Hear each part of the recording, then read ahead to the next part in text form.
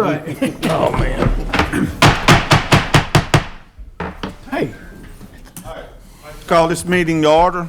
This is the meeting of the Livingston Parish Council. This is our regular meeting, September 8th, 2022. It's 6:01 p.m. Can everybody please rise? Mr. Mack's going to do an invocation for us. Is that me? Appreciate that, Jeff. Everybody can bow their heads. Dear Lord in heaven, most gracious Heavenly Father, we just come to you, Father, thanking you for all the blessings in life you give us, Father. Just help us to be the people you would have us to be. Help us to just carry out your will in our lives, Father. Help us to be good neighbors, Father, that help each other as we go through this life, Father. We pray tonight for the volunteer firemen and the first responders and our police force, Father. May you just put your helping hand on them, Father, as they carry out their duties to serve the public, Father. We ask tonight that you be with the council tonight, Father, that you give us the strength and you give us the knowledge to make good decisions for the people that we care about in Livingston Parish, Father. And just forgive us of our sins and help us to be the people you'd have us to be. In Jesus' name we pray, amen. amen. Mr. King, you lead us in the pledge. I pledge allegiance to the flag of the United States of America and to the republic for which it stands, one nation, under God, indivisible, with liberty and justice for all.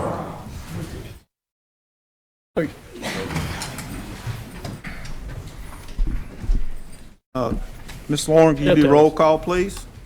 Okay, Mr. Ard, Here. Mr. Talbert, Here. Mr. Here. Mr. Wascom, Here. Mr. Harris, Here. Mr. McMorris, Here. Mr. Girlinghouse, Here. Mr. Delat, Here. Mr. Mack. I'd like to remind everyone, if you have a cell phone, please turn it off or mute it. Where it is.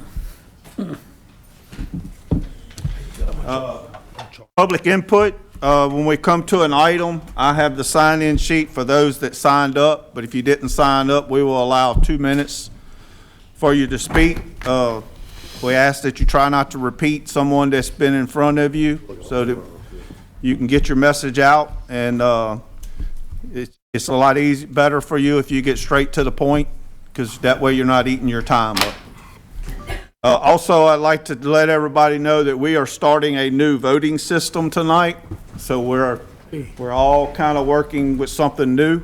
So it's going to be a work in progress. So bear with us a little bit, you know. Don't laugh at us too much. Yeah, don't laugh too much. So, all right. Presentations, we have no presentations. All right, councilman comments. Randy, you have any comments? No, sir. Mr. McMorris? No, I'm good. Mr. Harris? No, thank you. No, sir. Mr. Mack? Any comments? Mr. King? Yes, sir. Mr. Talbot? Good. All right, no comments. All right, item 9 is an announcement. Ms. White, I think you're going to read this for us. Pursuant to Louisiana Revised Statute 42-19.1, Notice of Consideration of Action regarding an ad valorem tax, notice is hereby given that the Parish of Livingston, State of Louisiana, will meet on Thursday, October 13th, 2022 at 6 p.m. in the council chambers in the governmental building, 20355 Government Boulevard, Livingston, Louisiana, at which time there will be consideration of action regarding the calling of an election regarding the renewal of an existing ad valorem tax currently being levied and dedicated to constructing, operating, and maintaining roads and bridges within the parish. Well, we're going to need I don't think, it's just an announcement. just an announcement. Okay. All right, item 10 is to adopt the minutes of the August 25th, 2022 regular meeting I'll of the make a Livingston Parish Council. Second. Are we supposed to? Got a motion by Mr. Girlinghouse, a second by Mr. McMorris. Yes. All right, everybody please vote. Dude, I'm gonna have to, it's gonna, you can figure out. But before I open my Gonna call mouth. for the vote too? Motion passes unanimously. Motion passes unanimously, 9-0. Did y'all see that up there? It didn't come up there I yet? don't think they're showing it. We don't have that yet? All right, we will eventually have it to where y'all see the vote once So we'll announce it every time to let you know. All right. Parish President's Report. This is a proclamation. So we're going to table the first one, and we're going to do the second one. And I'm going to read this for Mr. Ricks. This is a proclamation for National Rail Safety Week. Whereas 2,148 rail grade crossing collisions resulted in 658 personal injuries and were responsible for 238 fatalities in the United States during 2021. And whereas 1,151 trespassing incidents have occurred in the United States, resulting in 528 pedestrians being killed and another 623 injured while trespassing on railroad property rights of way during 2021. And whereas educating and informing the public about rail safety, reminding the public that railroad right-of-ways are private property, enhancing public awareness of the dangers associated with highway rail grade crossings, ensuring pedestrians and motorists are looking and listening while near railways, and obeying established traffic laws will reduce the number of fatalities and injuries. And whereas the International Association of Chief of Police, National Operation Lifesaver, United States Department of Transportation, and all local, state, county, and railroad law enforcement officers, first responders, and railroad corporations commit to partnering together in an effort to educate at a national level all aspects of railroad safety to enforce applicable laws in support of National Rail Safety Week. Therefore, I, Leighton Ricks, duly elected President of the Parish of Livingston, do hereby attest my full support proclaiming September 19th, 2022 National Rail Safety Week, and I recognize all citizens to recognize the importance of rail safety education.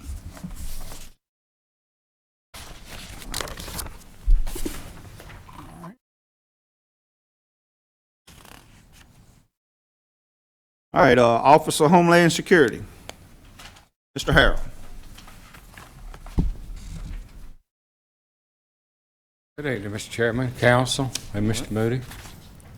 I'm asking for an approval to hire a company by the name of ELOS to do our substantial damage inspections after an event. If we have a pre-position contract, just like debris contracts and things like that, with the new bill that Congressman Graves got passed, they will actually pay the cost of whatever the storm is, 75-25, 90-10, and we'll just cover the cost share. I think they received 5 bids, and this is the group that won it. Mark, is this? We already have a motion, right?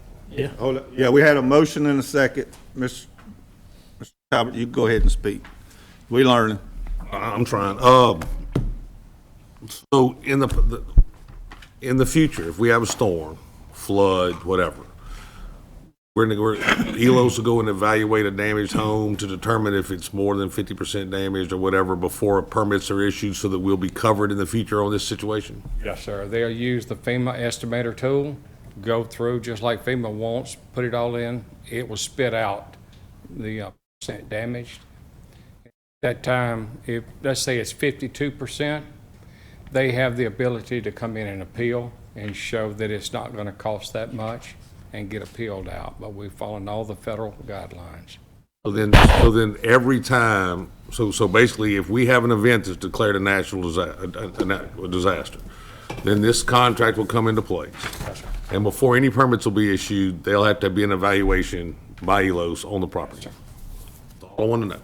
That's going to solve the issue we had. Yes, sir. Okay. All right, so I got a motion by Mr. Delat and a second by Mr. McMorris. All right, everybody please vote. Well, the silent voting is Passed strange. majority 9-0. May I make a comment? Yes, sir.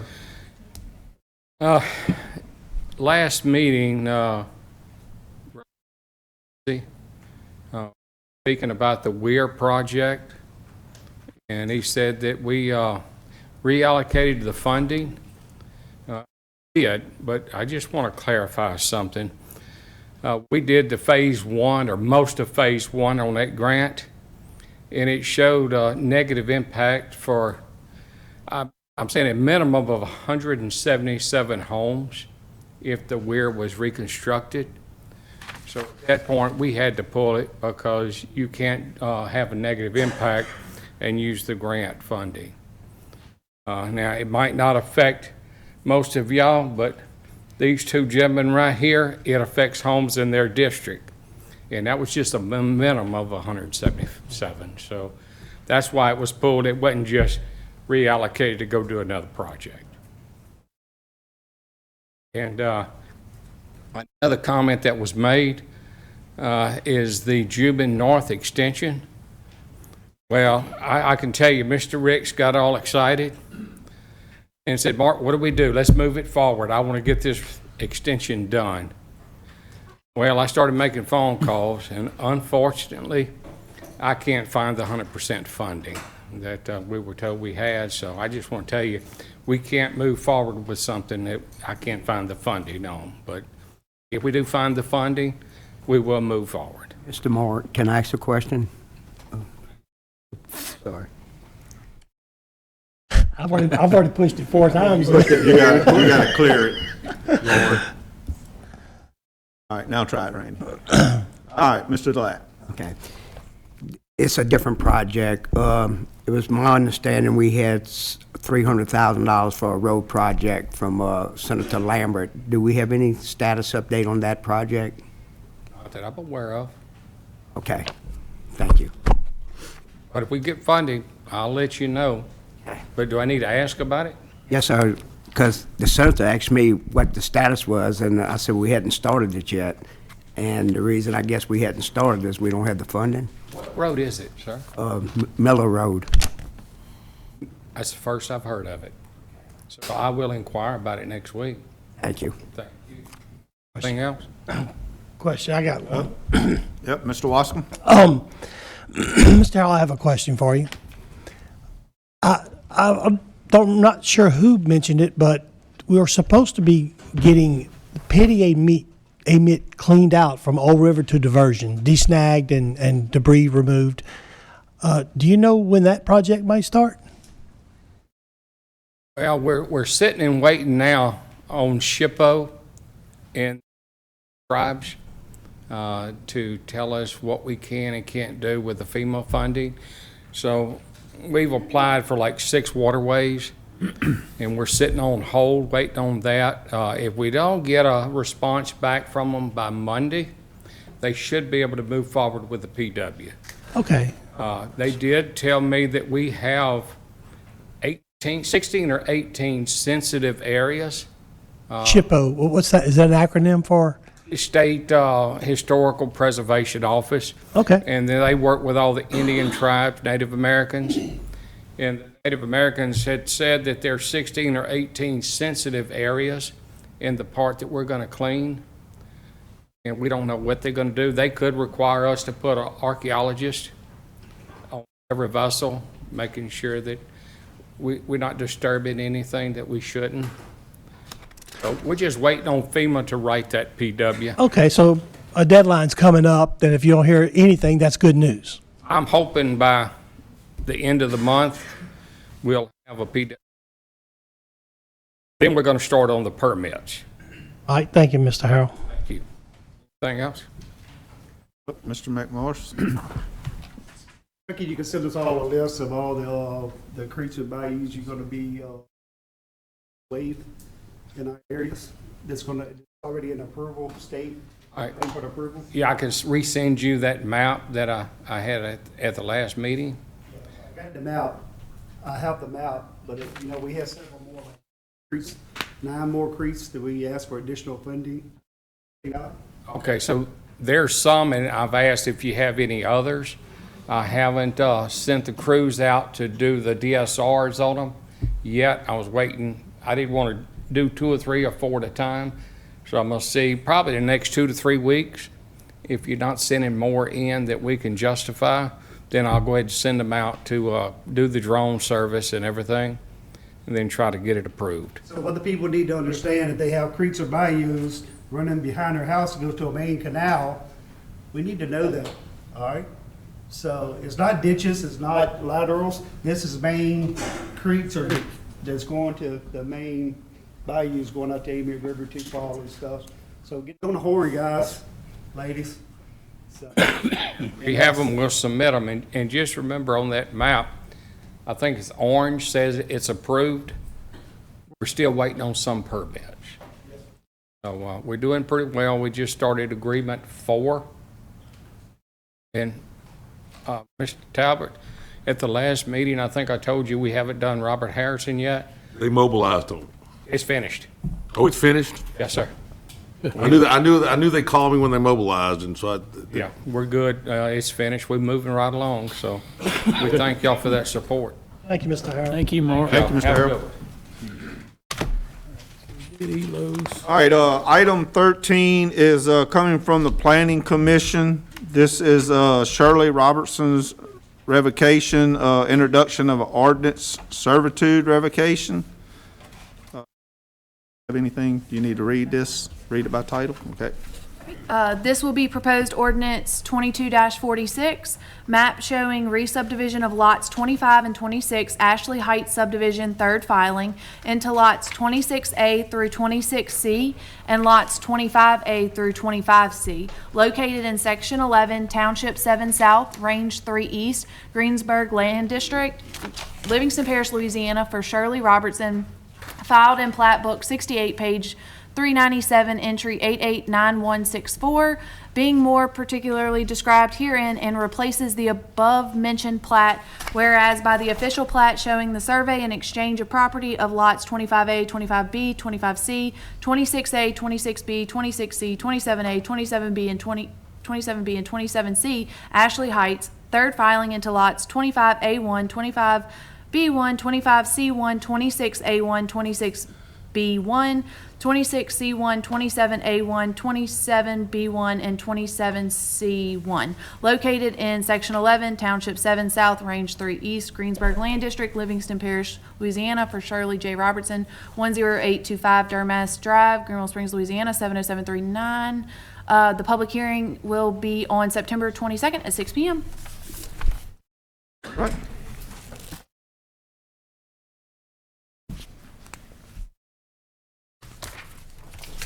Item 14 is a resolution authorizing the final acceptance. I think we want to table this, Shane? Yes, I appreciate that. All right, so item 14 will be tabled. All right, item 15 is a public hearing. We're now entering a public hearing. This is adoption of LP ordinance number 22-43, Courthouse Special Security Zones. You would like me to read that? Got this read by title? Yes. Good. This is Livingston Parish Proposed Ordinance 22-43, an ordinance to amend Chapter 50 Offenses-Miscellaneous by creating Section 50-16 Courthouse Special Security Zones of the Code of Ordinances in and for the Parish of Livingston as set out more specifically herein. All right, public hearing, I have Michelle.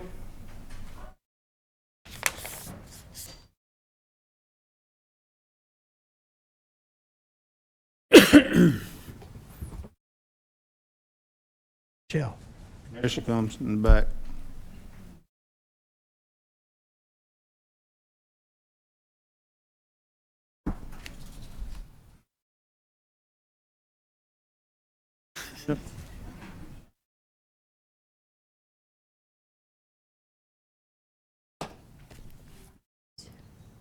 State your name and address, please.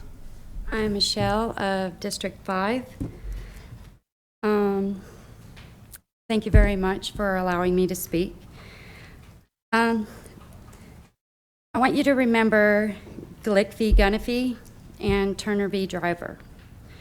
Both of those are case laws that are concerning the ordinance you're trying to propose today.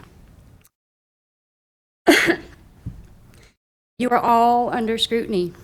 We're all watching you. We're paying attention to what you're doing. The community is getting involved.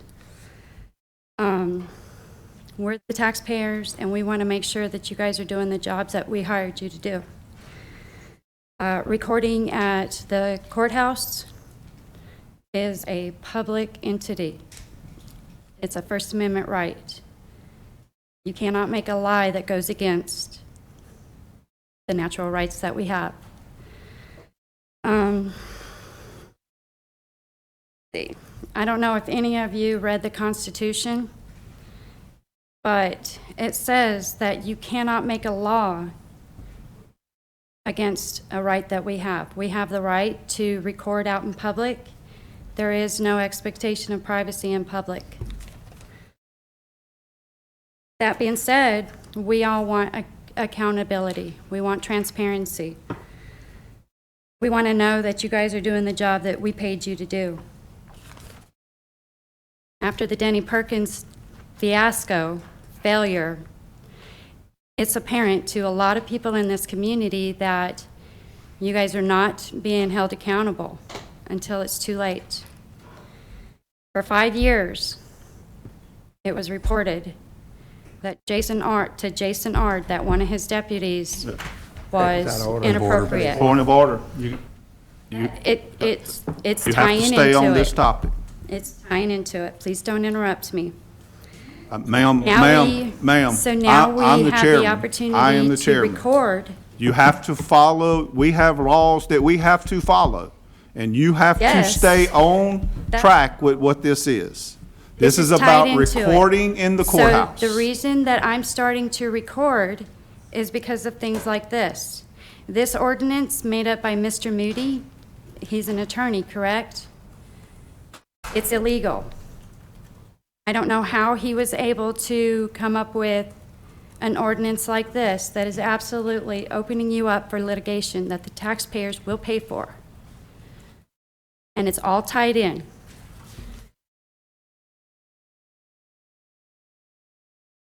This ordinance, 1 minute. thank you.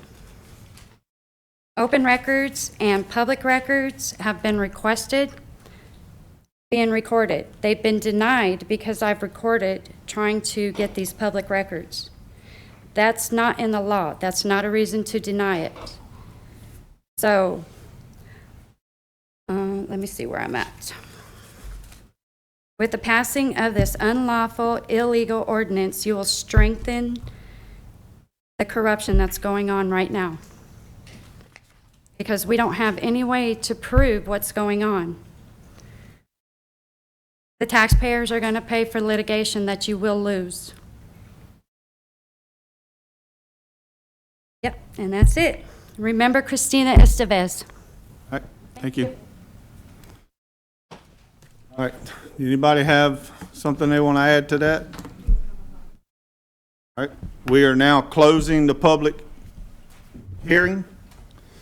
So I have, Mr. Wascom, you got it first. Yeah, real quick.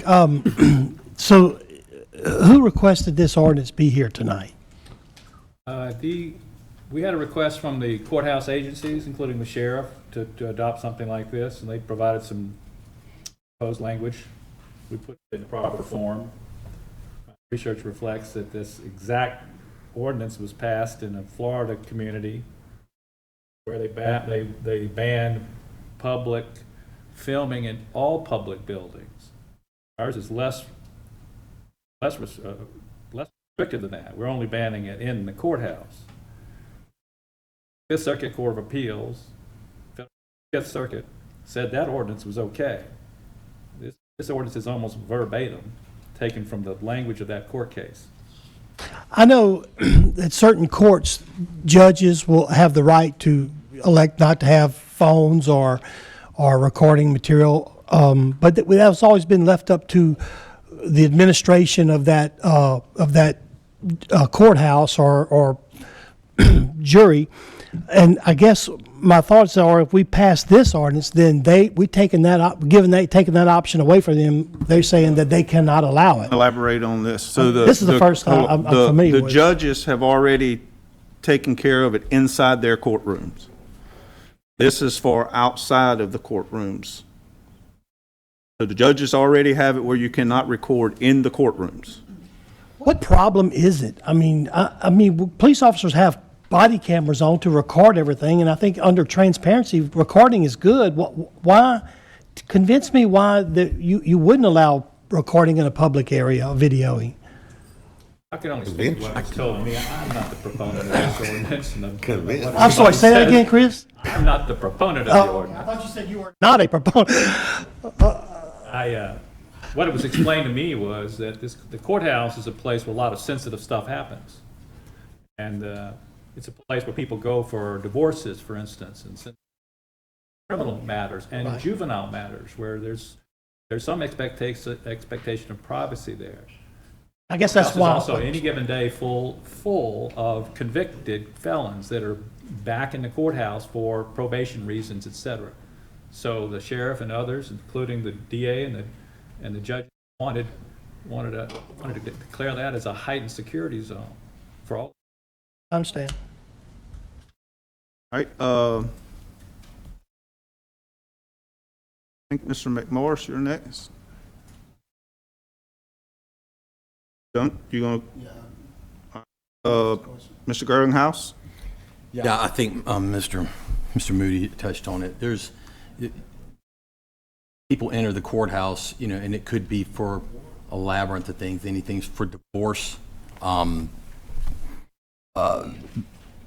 going in to address spousal abuse or any other kind of abuse, and I don't think it was really intended for, like, at some point when it was written, everybody has a recording device, and it has helped the community to some degree, but I think to some degree, your average person has a degree of privacy expected, and I don't think, in my opinion, the average person wants to become clickbait for someone's, Twitter account or Facebook page, and they have no say inside the courthouse. We're not saying you can't do it on the property. You just can't do it in the lobby or on the steps. Once you step off the steps, then I think it said any public building. Isn't that what? No. This is just the courthouse. Here, we're on TV. So if you want to stand right there and with your camera and record, look, we operate as a public entity. We are open. Here we're being recorded right now on television. We're good. You can stand in our lobby and do it. This isn't, in my opinion, is more about protecting the average citizen who has to go in and do business within the courthouse itself. Mr. Talbot? Mr. Moody, in your talk a second ago, you talked about not recording in the building, and I noticed this goes to the front steps. Is there an expectation that we're able to do that? The front steps are part of the facility that can be protected, and the parking lot is not. I'm just trying to figure out why the front steps are included in. I think they asked that be included because that is the place where everybody must pass in the Right. courthouse, because that's where the security is. So when you got victims of crime coming into the courthouse that might want to have come in us publicly, wanted to include the door area. Okay, so Front steps is also where sheriff sales occur. Sheriff sales, and they do certain public sheriff events right on the front steps. So the front steps, in your opinion, whether it was it included in that Florida ordinance that you had looked at, or do you feel that it'll pass muster under the same situation with respect to the lobby, hallways, and? I think that's the doorway is probably certainly safe. The other ordinance were Much more restricted. all public buildings, not just the courthouse. Okay, I just wanted his opinion on what he said. That's all. Mr. Delat? If we're gonna make an error, I want to err on the side of freedom. I'm totally against this. I think anyone should be able to record in a public building, not only for their protection, but for the protection of other people. And I'm not for taking away the rights of those people. Inside of a courtroom, if a judge wants to say you can't record, that's fine. But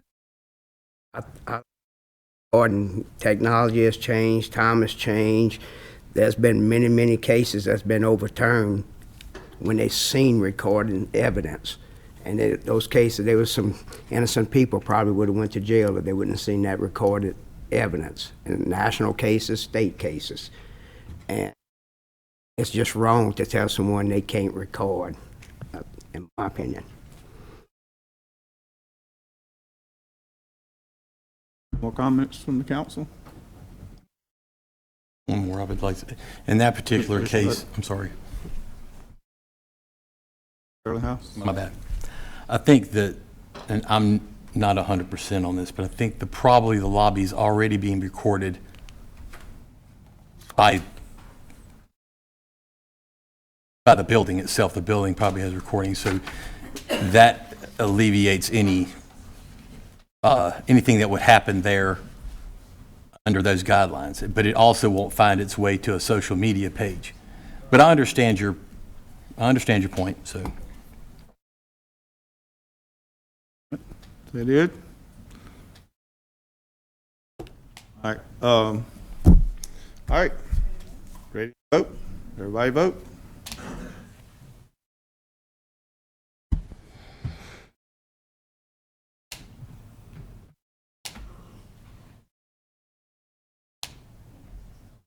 They voted? Is there a time limit on this thing? Okay. Passes 6-3. So, I got a question. Kelly, who voted? Wait a second. Yes, he voted no. Since it passed. The request to speak isn't working. Yeah, got it. We done with that item. Already through with that. Okay, so my question is, I thought it was gonna tell, I thought when we first looked at this system, it was gonna identify who voted for what, and this is just giving us the pass by majority 6-3. Is it gonna be this? The TVs that y'all are getting. Once we get the TVs, it'll show. Until then, can we call for the vote? You ought to do So that then now. let the girls just they can tell us what the vote. Let the young ladies tell us what the vote was. Let's continue to You practice can- with the deal. It was 6-3.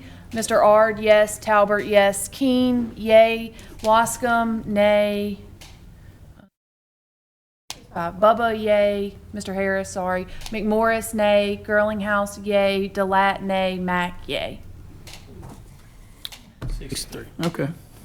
All right, 16 is another public hearing, so we're now entering a public hearing. This is adoption of LP Ordinance number 22-44, Livingston Parish Council redistricting with legal description. Ms. Lauren, do you want to read that? This is proposed ordinance 22-44, an ordinance to provide that there shall be 9 council members who shall each represent one of 9 voting districts, and to establish and provide for the boundaries of the 9 voting districts.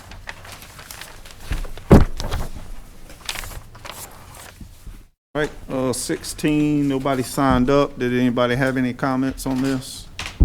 All right, we are now closing the public hearing.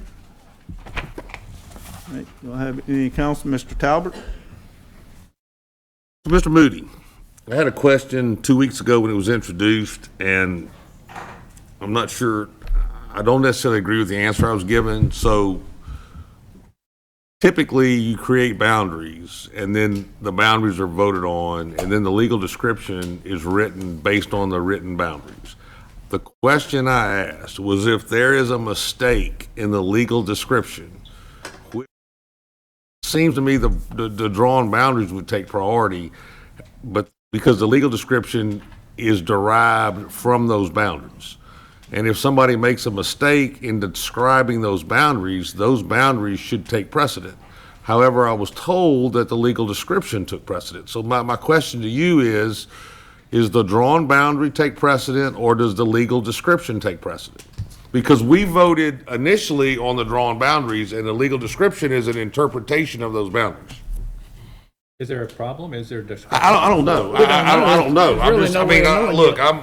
Well, to be honest with you, with respect to reapportionment and these kind of district lines, I don't know the answer to that. I can tell you, in general, the law provides that a meets and bounds description is, primes the survey or the description otherwise. So if it says 1,000 feet here going this angle and 3,000 feet going that angle, the meets and bounds or particular description is what governs. That's just a general legal principle. I assume it applies to this situation, but Roads and it ain't. And some of them move, and so yeah, I mean, They all move. You know, there's such a without having to go and survey every one of these things. I don't know if you're going to get a super accurate description. Most people go down a certain road to a certain river or the parish line. So there are more understood boundaries. Everybody, so it's very common that there's a real discrepancy.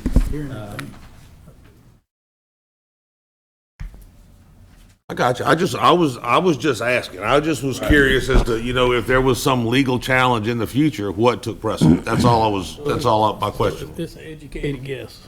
That's just my guess. Okay. Honestly. You say Anybody else has got a Read by title? comment? Need to read it by title? She did, didn't she? Okay. All right, so I got a motion from Mr. Girlinghouse, a second from Mr. Mack. All right, call for the vote.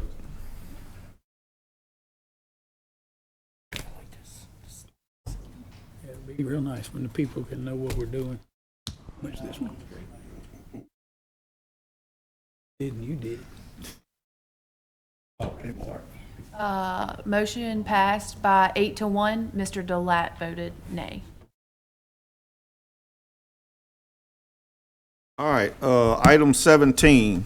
This is another public hearing, so we're now entering a public hearing. This is adoption of LP ordinance number 22-45. This is a moratorium for ejection wells and disposal wells. So 17. David Watts. Oh, yeah. Got to read by title. Oh yeah, hold on, let her read it by title. This is proposed ordinance 22-45, an ordinance to adopt a temporary 12-month moratorium regarding the construction of disposal wells and injection wells in the parish of Livingston. All right, state your name and address, please. David Watts, 22997 Highway 42. I'm for the moratorium, of course, but I didn't make it to the Springfield meeting last night over the Lake Maurepas debacle, and I know we got something going on in the northern part of the parish, but I've got a lot of people that call me and we talk about things and talk about the state owns Lake Maurepas, state owns the river system down there, and I want to correct that. We, the people of the United States of America, owns Lake Maurepas. We, the people of Louisiana, owns Maurepas. And until we get that in our heads, us voters, that we sit down and we go to these and talk to our politicians and get the right people in office to understand we control this. We control this, not y'all. We do. We vote y'all in for our voice. But until we start making phone calls to these guys and these ladies, whoever's in office, and voice our opinion, because these lobbyists talk to every one of y'all like they talk to. I know what goes on, because I work for a construction company that done business with the state. I know what happens. You don't think they call these representatives, these senators, and push their way in. The OxyChems of the world, the air gases of the world, the Texacos of the world. Because I live below Seacoast down here. I know what Seacoast done is.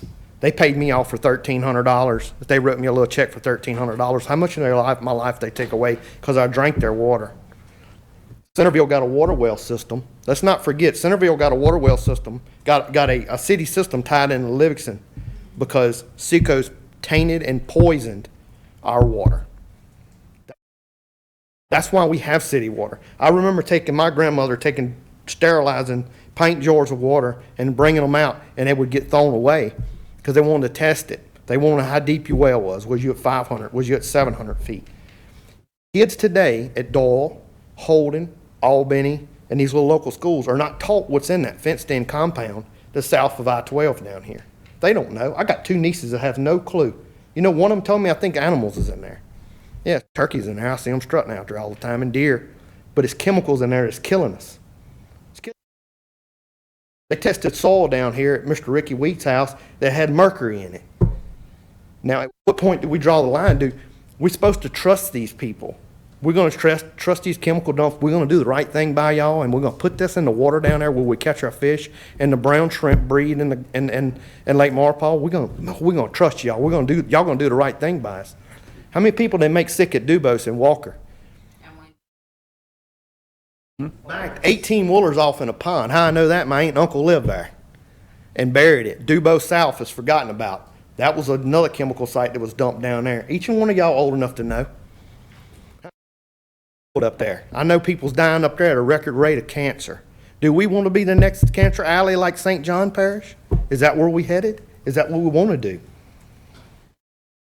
I don't. I love our rivers. You know, I stand up here and fight for drainage. Y'all know I'm up here for drainage. I'm up here, I fight for our waterways. And to here, we're going to put an injection wells in Lake Marpole.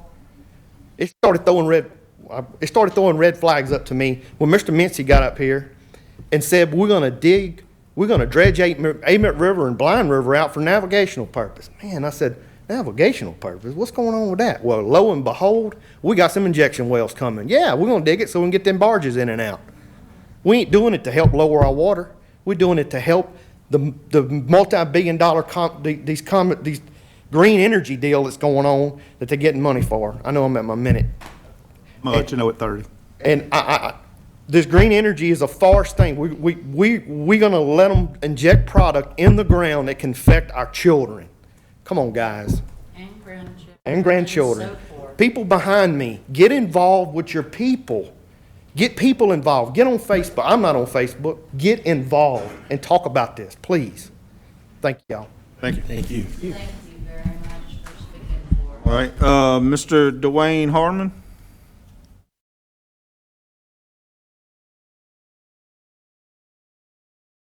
No, there was some, Dwayne Harmon, 33338 Highway 1036, Holden, Louisiana. I know there were some questions that arose before when he introduced this ordinance about, is there some kind of things in place in the parish already regarding injection wells or wells in general? I know that was discussed before. Did we get any more information as far as that? Is there something that could curtail what's taking place now? Because they're moving at a rapid rate up here, and I guess my question is what we're doing here with you as a group, be able to put in this moratorium, is that going to be able to halt some of this that's taking place up there? You know, there's a lot of people that's concerned with it. I can speak for quite a few people that's here and not here. You know, it's to shove down our throats without any information whatsoever. It was fast-tracked in here. They're tearing the roads up right and left. They're parking in church parking lots. They're parking on the side of the roads, whatever they want to do. You know, it's just going to get worse as they get it bigger and bigger and add these wells throughout. Correct? And I mean, I'm just asking for some input from the council here, because I know it was mentioned last week, 2 weeks ago, that there may be something possibly already. Do we have a leg to stand on here to be able to stop this action that they're starting to take on us without input, had in their pockets for it? Thank you. You doing?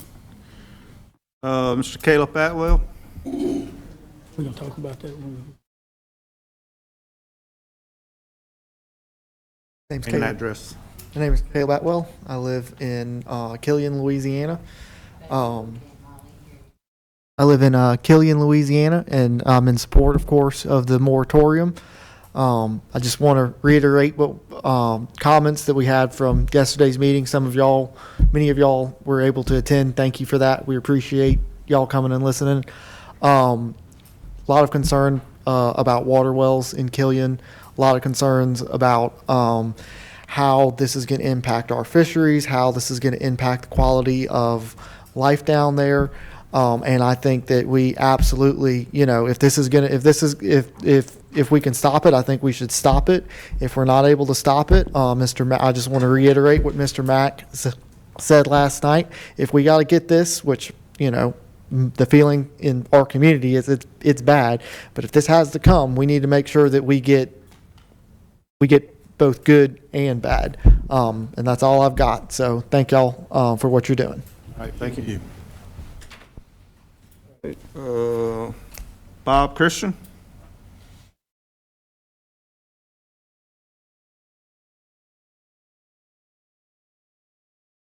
Bob Christian, 24380 Miller Road. The carbon pipelines that they're doing for the sequestration, if you look on the internet, everywhere they're doing this across the country, nobody wants it there. These pipelines are not regulated over 90%. Less than 90% in the stream, nobody's regulating it. You don't know what the components are in there. If there's water in there with it, forms carbolic acid, H2S in it.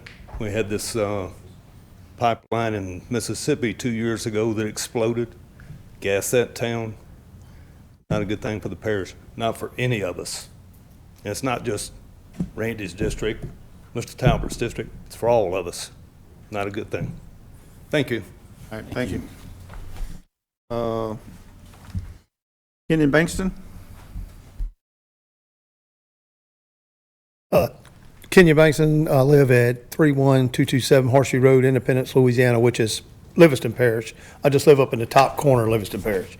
But anyway, I went to the meeting last night with the air products thing, the injection well, and what's bothered me about this overall project that's taking place, and even the one taking place in north of Holden, is that this was decided by 12 board members that is appointed by one person. None of these people are elected officials that gave permission to Air Products to do this, move forward on this project in Lake Marpaw. They were all appointed on them. One of them is from Hammond, Louisiana. He's actually running for mayor of Hammond, Louisiana. His name is Darrell Smith. He's running for mayor of Hammond, Louisiana.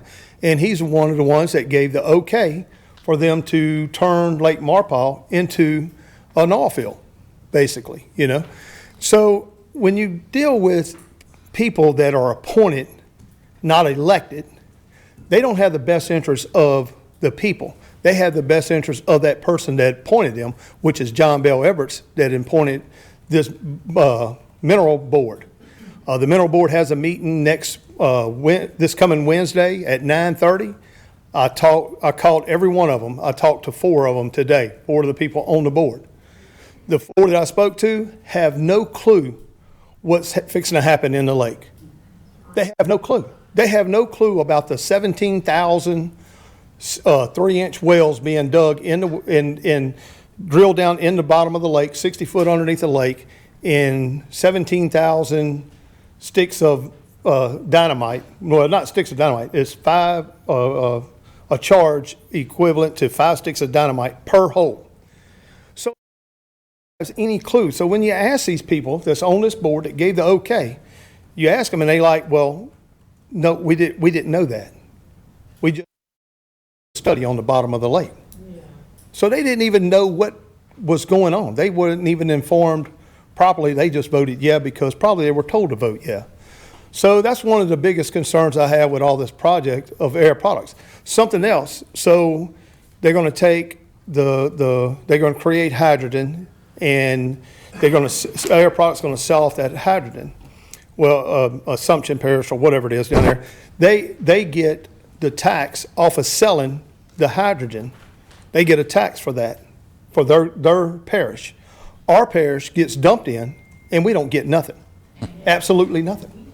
You know, so I mean, it's got to be somewhere where y'all, as the council members, can say, hey, look, you know, if this project does go through, because look, it don't look like there's no stopping it. But we should be funded for it. We should be funded for it. And not only that, they haven't got with like District 2, you know, they're going to have over 200 people out there working in the lake. They're going to shut down parts of the lake. So if you like going out to the lake, you like going out on the lake, they're going to close down parts of the lake for like 2.5 weeks. You're not going to be able to go out there. You got to stay 1,000 foot away from the area that they're working on. So, you know, the mouth of the Amite River, you like going out there? Well, certain points of the time over this project from October to March, you can't go out there. So Tickfall River, they're fixing to shut down our lake. It's fixing to get bad on Lake Marpaw. And then what's going on in Holden, I just don't understand how they haven't stopped and got with our fire district up there. It's a volunteer fire district. There's nobody on duty. They have trucks running up and down the highway. And if there's a wreck or if there's a bad oil spill or explosion or something like that, our firefighters there in District 10 have no training, and there's nobody on duty to help take care of that area. So I really think we need to look at that as far as what's going on in Holden, because it ain't good for our community at all. Thank you. Agreed, thank you. All right, that was all I had signed up. So has anybody got a quick comment that they would want to make? Yes, ma'am.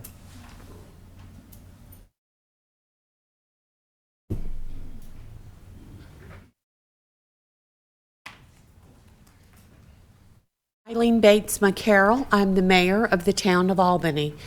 And my concern is the town of Albany has 3 water wells. We provide water to 2,300 residents. And we have one in the town, we have one in Holden by the old plywood plant, and we have one along the interstate at Herrera Fire. All 3 of these wells are connected. If one well goes down, we can still provide safe drinking water for 2,300 residents. My concern is this injection well north of Holden, and what would be the ramifications to our water system if something happened? And I'm not talking now, I'm talking 5, 10, 15, 20 years from now. You know, it is my responsibility to make sure that we have safe drinking water for all of these residents. Amen. And for it to be done in a responsible manner, not only for now, but for our future. And hopefully our water system will grow. But we go as far as below Springfield, almost to the town of Livingston, north of Holden, and all of the Albany area. And I am concerned about that, a true concern, as that I have had no prior knowledge of this other than Kenyon Bankston reached out on Facebook. And the second thing is, when I was a young woman, many years ago, I was working at the courthouse, and Seacoast came to be, and we were told what a wonderful, safe project this was going to be. No concern to anyone. Well, it didn't take long for the environmentalists to get involved, and eventually it was shut down. And we now have a national hazard, waste hazard in our community that should have never been there. The right questions weren't asked.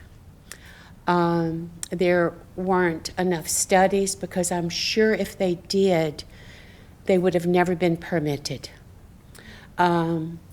We are living with that today. Our grandchildren and grandchildren will be living with that today. Also, I was told, and it's an unnamed source, that, but supposedly this person is in the know, that these are done deals. And I'm asking you, are they? And if they're not, I'd like you to stop them for my future, our children's future, and our grandchildren's future, and for the betterment of Livingston Parish. Thank you. Thank you. Em, do you have a comment?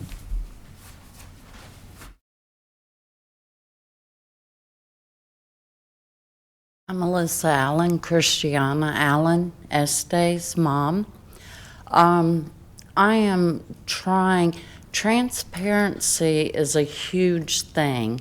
People trying to actually investigate. I know everybody's so very busy with so much that comes through, because all of y'all have bukus of stuff y'all have to do, plus y'all's normal lives.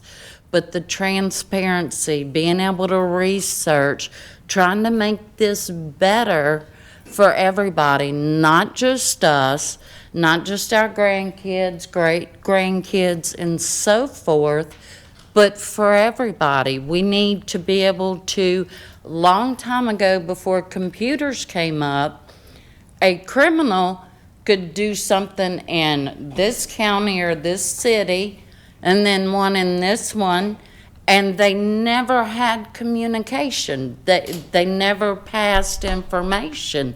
And that seems to be the same thing going with our councils, and they're not given transparency. They're not saying trying.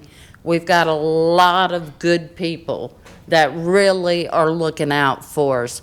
But it seems like a lot of the answer would be to try and communicate, let the public know, okay, this is what we're trying to do. We're not trying to put y'all in the dark. We're not trying to make things awful for the future, if that makes any kind of sense at all. I believe in our government. I believe in our law enforcement.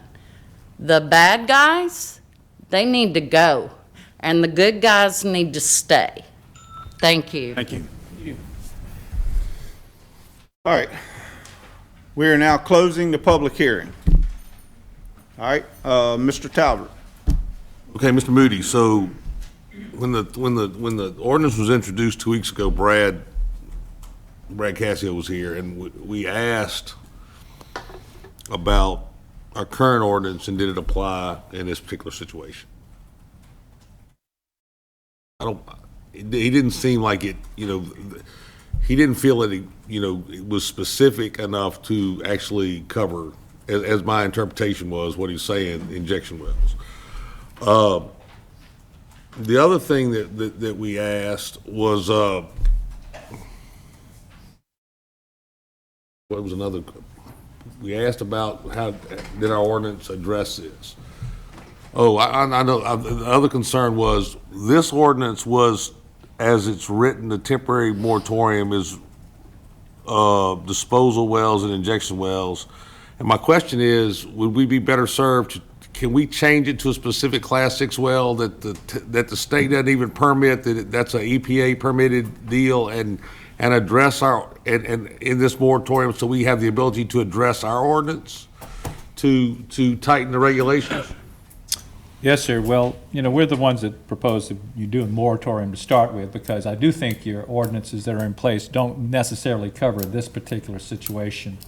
Your ordinances generally now deal with oil and gas drilling operations and what can be done.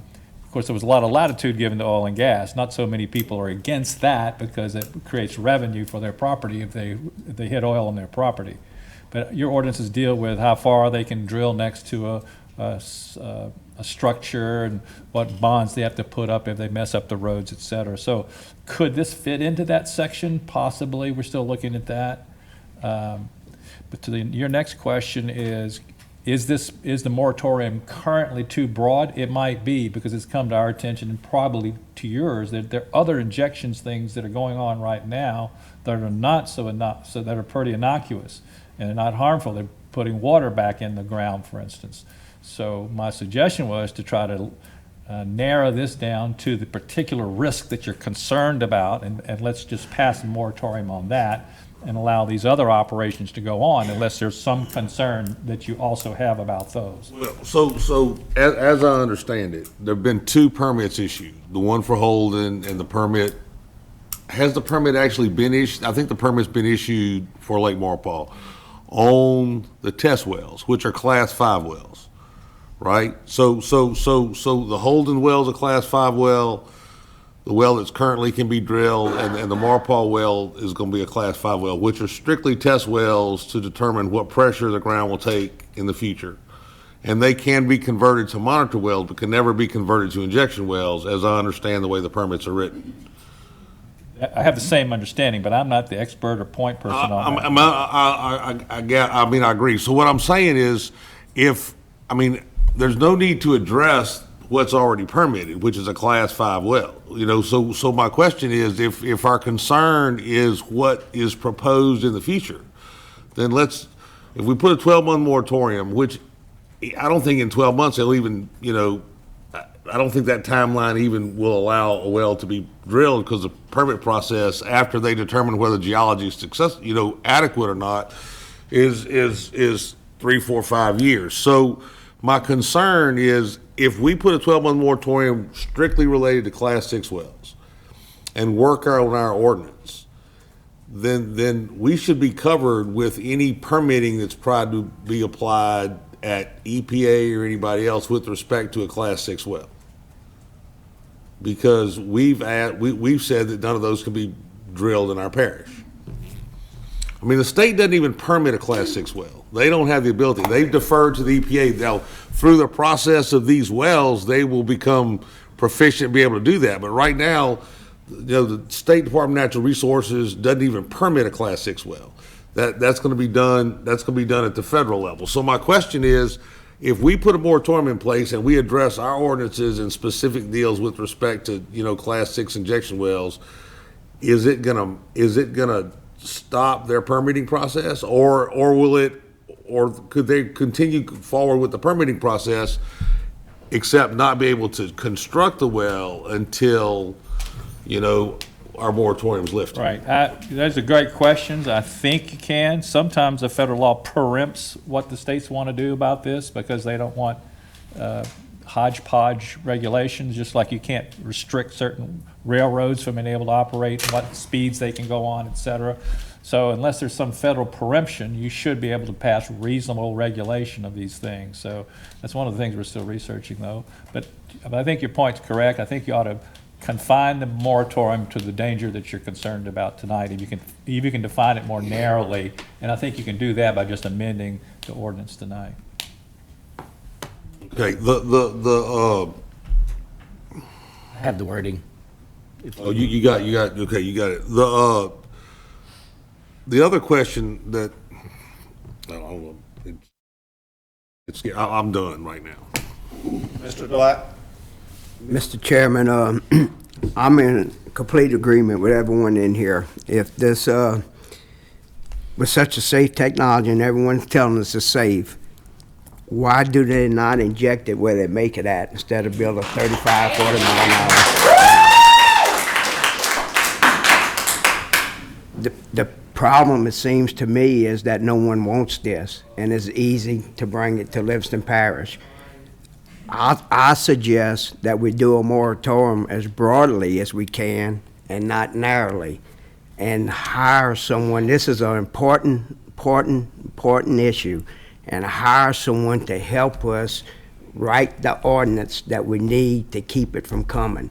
Because we as non-people, we need professional people to help us do this. We need professional people. We all want to do the right thing, but it could be tied up in legal court and they can still get away with it. The bottom line is how we stop them. That's the bottom line, how we stop them. And I think we need professional people. We need professional people to do that. Some sort of environmental company to come and help us, attorneys or whatever it takes to do that. And I'm for keeping the ordinance as broadly, the moratorium as broadly as we can until we can narrow down the ordinance. Because if we start narrowing it down now to what we think we need it to be, we might leave something, a loophole out there that they can sneak in and get it. And that's just my thought. If there's a way that you could put, I'm sorry. Mike Morris? My turn, John. Go ahead. All right, so I'm the same way, guys. Y'all know how I feel on this. I banned these people to come in when we seen it on Facebook back during May and June, to come in here and talk to us, talk to the people, let us know where they was headed. That's the only way I found out about it myself. So I think it's pretty. I don't know the right word to use here, but you can't say that word. It don't matter, they Yeah. just Family does. stick it. But anyway, when you ask them to come here to express to the people of our parish and they didn't come, something's going wrong. All right? Amen. So my biggest thing, I'm like Randy, how do we stop it now? I know myself and Kenyon, we love Amy Riverside, right? I mean, that's where we fish, that's where we do everything. And the lake is our home. And what's it gonna do? I asked a question 2 weeks ago to you guys. What's it gonna do when they start putting the dynamite in there I don't know, heck, I've seen fish float before, but I don't know. That's the way you And I fish don't know back. what's gonna happen whenever it comes down to it.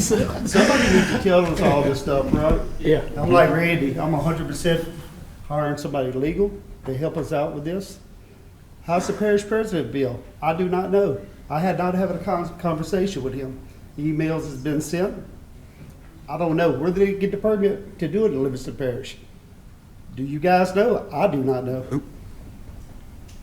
So I want the people to hear this because I do not know about what's going on here. And we want to know. Somebody gave them the permit. Who was it gave them the permit? Was it the state? State. State.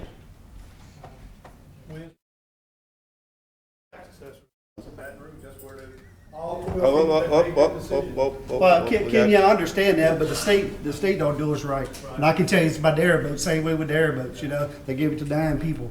And it's a million people lives in Louisiana from Lake Maurepas, right?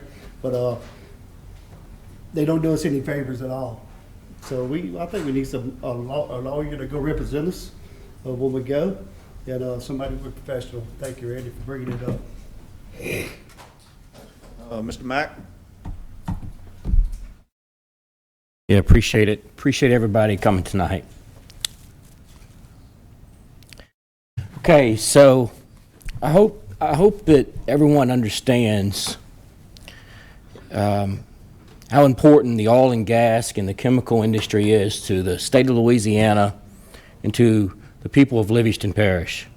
Okay, from St. Francisville to Hanville, Louisiana, on both sides of that river, there's a lot of people that are employed and have been employed at some parts of their life and have been enabled by those industries to take care of their family, to provide a good living for their family. Okay, so what I'm trying to communicate here is that the chemical industry and the oil and gas industry is very, very, very important to the economy of the state of Louisiana and to the people of Livingston Parish, right?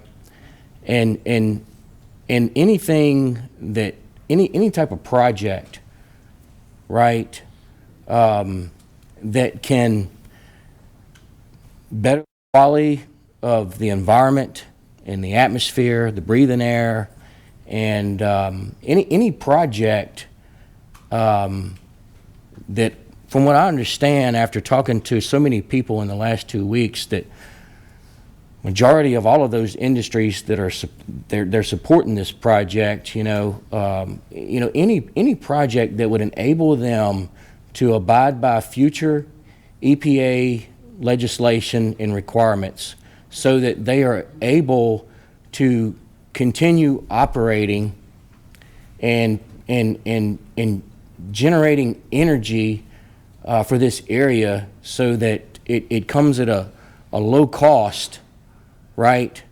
What I feel government needs to do is take a long, hard look at this, right? Don't misunderstand what I'm trying to say, okay? I was the one that reached out to Mr. Moody, okay?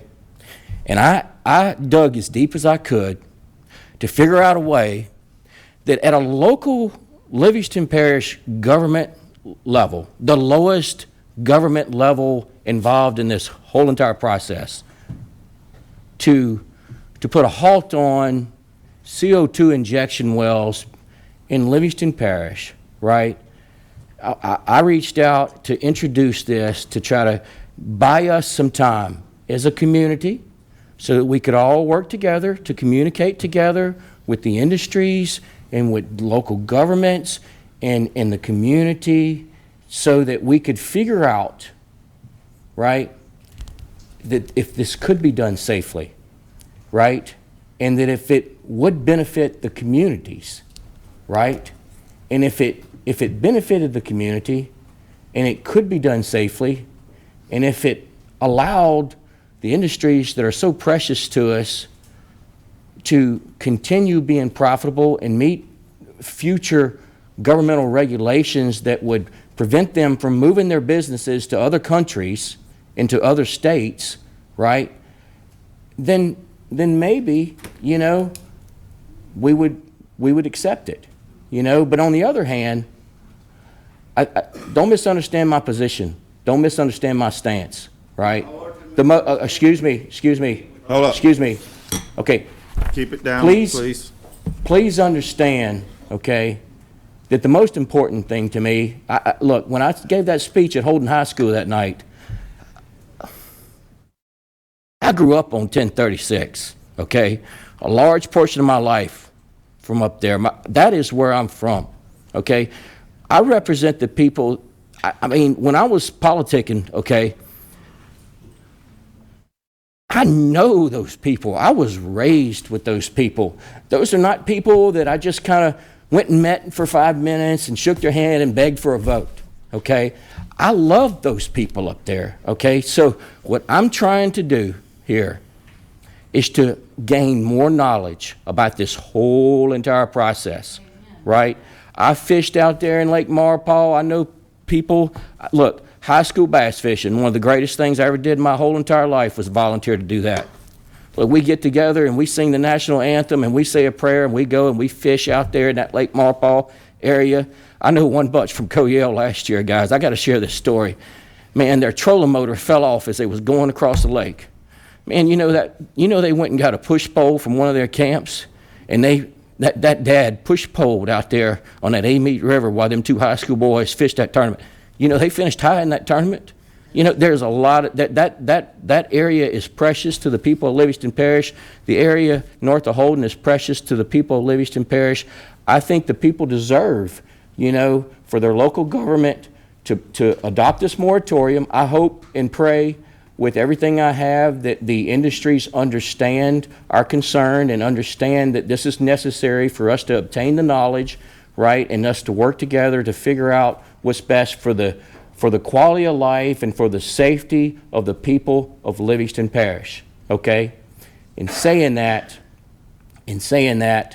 okay, I'm going to make the motion tonight, okay, to adopt this ordinance for the moratorium, okay? I've got a couple of questions. It was brought to my attention a few hours ago. The wording in the moratorium is it's a little bit too broad, okay? There are things happening today in Livingston Parish, and it's gray. It's gray on the way the current moratorium is written, okay? So it needs to be specific. In order to protect you, okay, this moratorium needs to be specific, okay? And it needs to be specific to Class 6 injection wells. So my question tonight for Mr. Moody, I have the wording I've written down here. We're going to need to make an amendment to this ordinance adoption.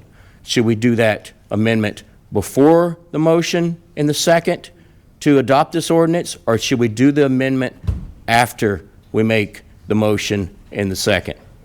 Okay, since it's already been advertised and the public is expecting this ordinance to be introduced, it ought to be introduced first, and then if somebody thinks it needs to be amended, then you vote on the amendment, and Okay. then you vote on the ordinance as amended. Okay, so I have made the motion to adopt the ordinance. Well, Jeff, you want to run it from here? Yep. I tell you what, we got somebody else that wants to speak.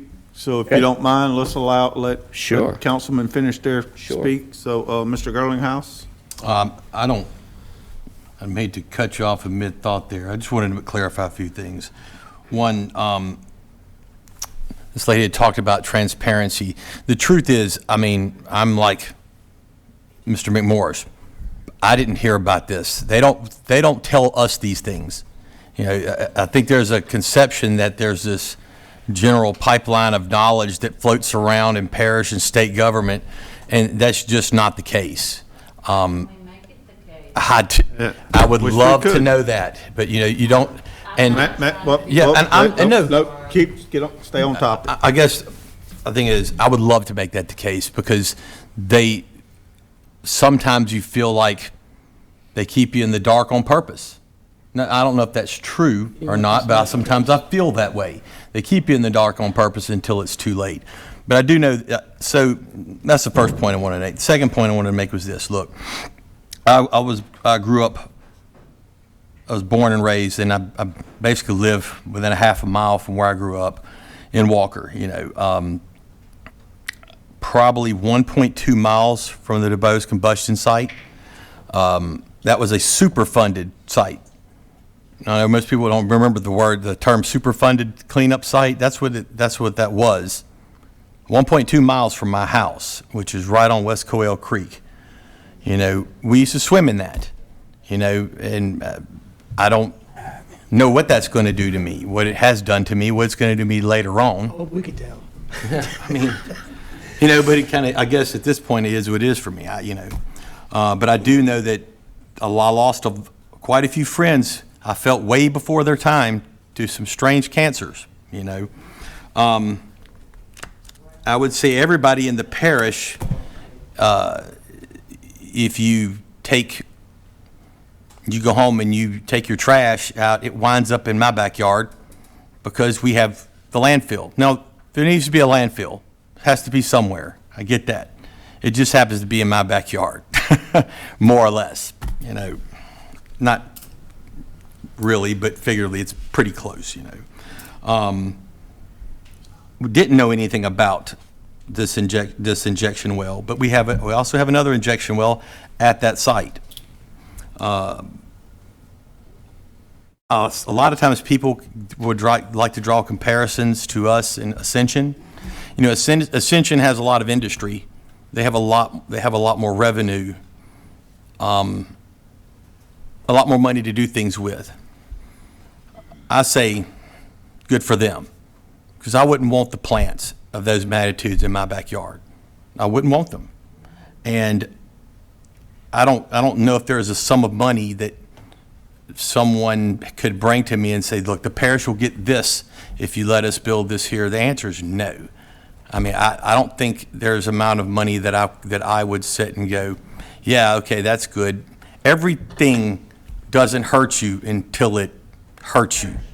DDTs didn't hurt people till it did. Asbestos didn't. Those are the things. I'm not saying this is the case. I'm just saying I'm pretty sure before it was the case with those, people were saying it wasn't the case. So I'm not sure how to do this. Do it broadly like Mr. Delat says, or do it like Mr. Mack says. I do understand, though, sometimes you have to be specific in your language. If you're not specific, then stuff can pass through because it's too watered down. So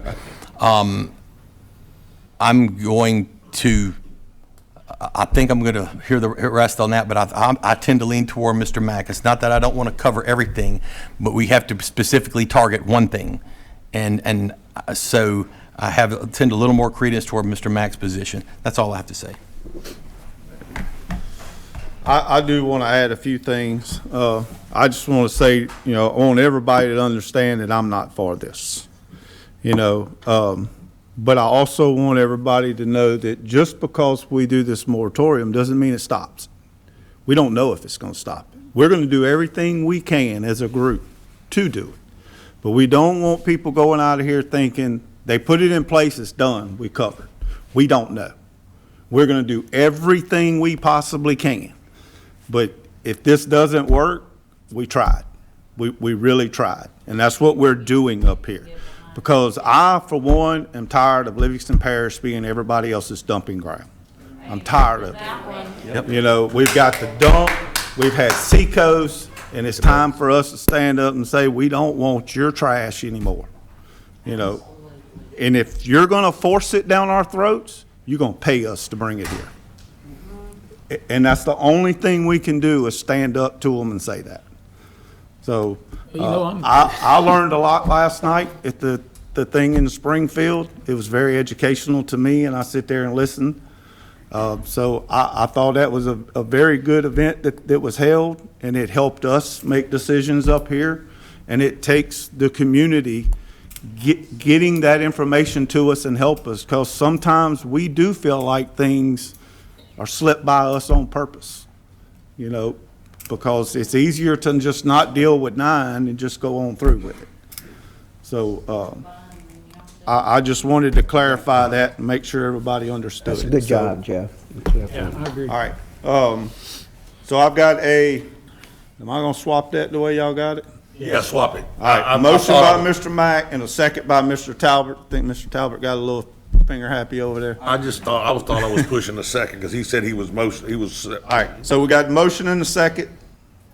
All right, so now you wanna do amendment to the, Yeah, I'd like to, Call for the vote. well, hold on, right? well, first we gotta do the amendment. He wants to do an amendment to it. He wants to vote on it. We're gonna adopt it, we're gonna adopt it and amend it. And then amend it? No, you needs to get the motion in place. Okay, that's in Which place. is in place. And now it's okay to Amend it now now. accept a motion to amend Okay. the ordinance. Right, so I have a motion to amend the ordinance. And ideally, it ought to be from somebody else other than the maker. I'll make the motion to amend.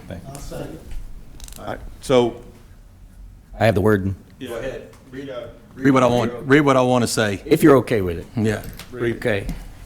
So, this is an ordinance to adopt a temporary 12-month moratorium regarding the construction of and drilling of a Class 6 injection wells. Wells specifically used for geologic sequestration of carbon dioxide in the parish of Livingston, including all waterways within the parish of Livingston. Question, Mr. Wait. Adopt as amended. I'm gonna just, Is there a Mr. second? Delat, Mr. Delat. I want to ask him, I want to clarify, make sure that I understand. Now, would this allow wells that they are digging now, those are not Class 6 wells. So if they're going to spend money to do a Class 5 well and prove it can be done there, it may be a problem in trying to stop them. I don't understand why we're saying 6. Why don't we say 5? Class 5's already permitted, Randy. It is now, They but not by, permit. but not by the parish, but not by the parish. But the purpose of the moratorium is because we don't regulate what they're drilling. So our ordinance doesn't allow us to control what was permitted by DNR. So the Class 5s that are currently been permitted and are being constructed are not under our purview. So it doesn't matter if we pass a moratorium or not, those things are permitted. Those things are gonna go forward. You can't come back. So what we're trying to do is address the Class 6. Now, that's not what I'm trying to do. That's not what I'm trying to do, so I want to make a point over here. The point that I want to make is, I understand what Gary's saying, that's a good point, okay? But we are still leaving the door wide open for them to come back and do the test wells for the 5. For another test well. stuff, For right. another test well. Do 5s and 6. Class 5 That's my and point. 6. That's You get a second for the motion. You're having discussion now without it. Yeah, hold on. All 5 and right, 6. so I made the motion. Motion to amend is wait, Tracy we got a Gurley. motion to amend as with 6, doing it just Class 6. Are we gonna make that 5 and 6? Or you just want 6? All right, so just 6? Is there a Right. second? Hold on, we got a motion, and I got a second from Mr. Talbot. That's as amended, to adopt as amended. So to adopt it is a motion by Mack, second by Talbert. The motion to amend is motion by Tracy Girlinghouse, second by Gerald McMorris. All right, mine don't show that.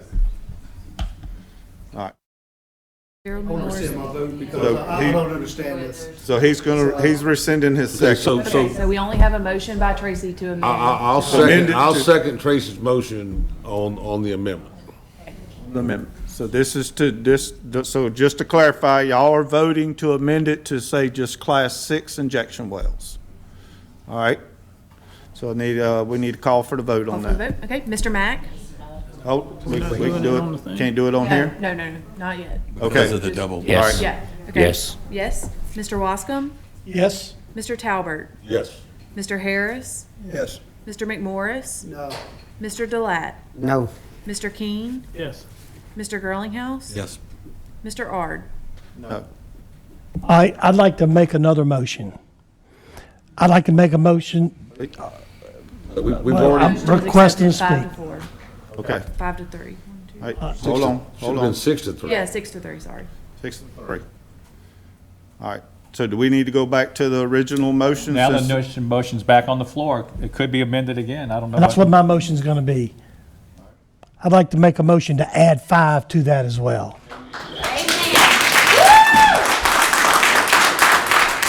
Back to the see my thing. I can't second it.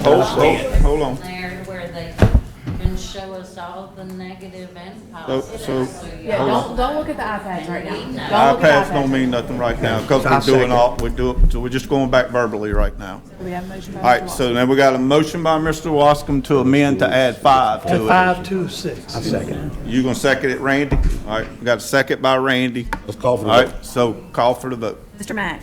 No. Mr. Wascom? Yes. Mr. Talbert? No. Mr. Harris? Yes. Mr. McMorris? I lost my, yeah. This is to add 5. Yeah. Mr. Delat? Yes. Mr. King? No. Mr. Girlinghouse? Yes. Mr. Ard? Yes. 6-3. It might be bad. Well, all we did was, so it's amended with 5 and 6 now. So it's amended with 5 and 6. Okay. With Okay, 5 I and just 6 wanna make sure it's ejection clear. wells. I needed to vote on it as amended. Because I got. So now I need the motion to vote on it as amended. I'll make that motion. Motion by Mr. Wascom. Second. Second by Mr. Delat. All right, call for the vote. Wait. We got some Wait. people that have requested to speak. We've already had the public. We've already spoke on this. Well, we're getting ready to vote on something that just got amended. It's the same thing. I just got a question of clarification to the attorney. I got to ask a question too. All right, Okay, all right, so Mr. Talbot. So my question is, permitted Class 5 wells, will this moratorium affect them? Well, that's a great question. You know, generally, you can't pass a moratorium on something that's already in place. It's got We've to done be. it before, but Yeah. That's the general rule. we've done it before. So- Well, I mean, because look, I mean, I understand. Not one that is trying to get a permit now, possibly.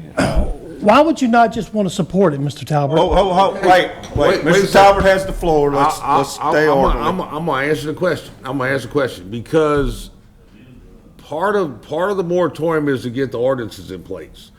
At the same time, the test well is there to determine, what the geology is within the ground, right?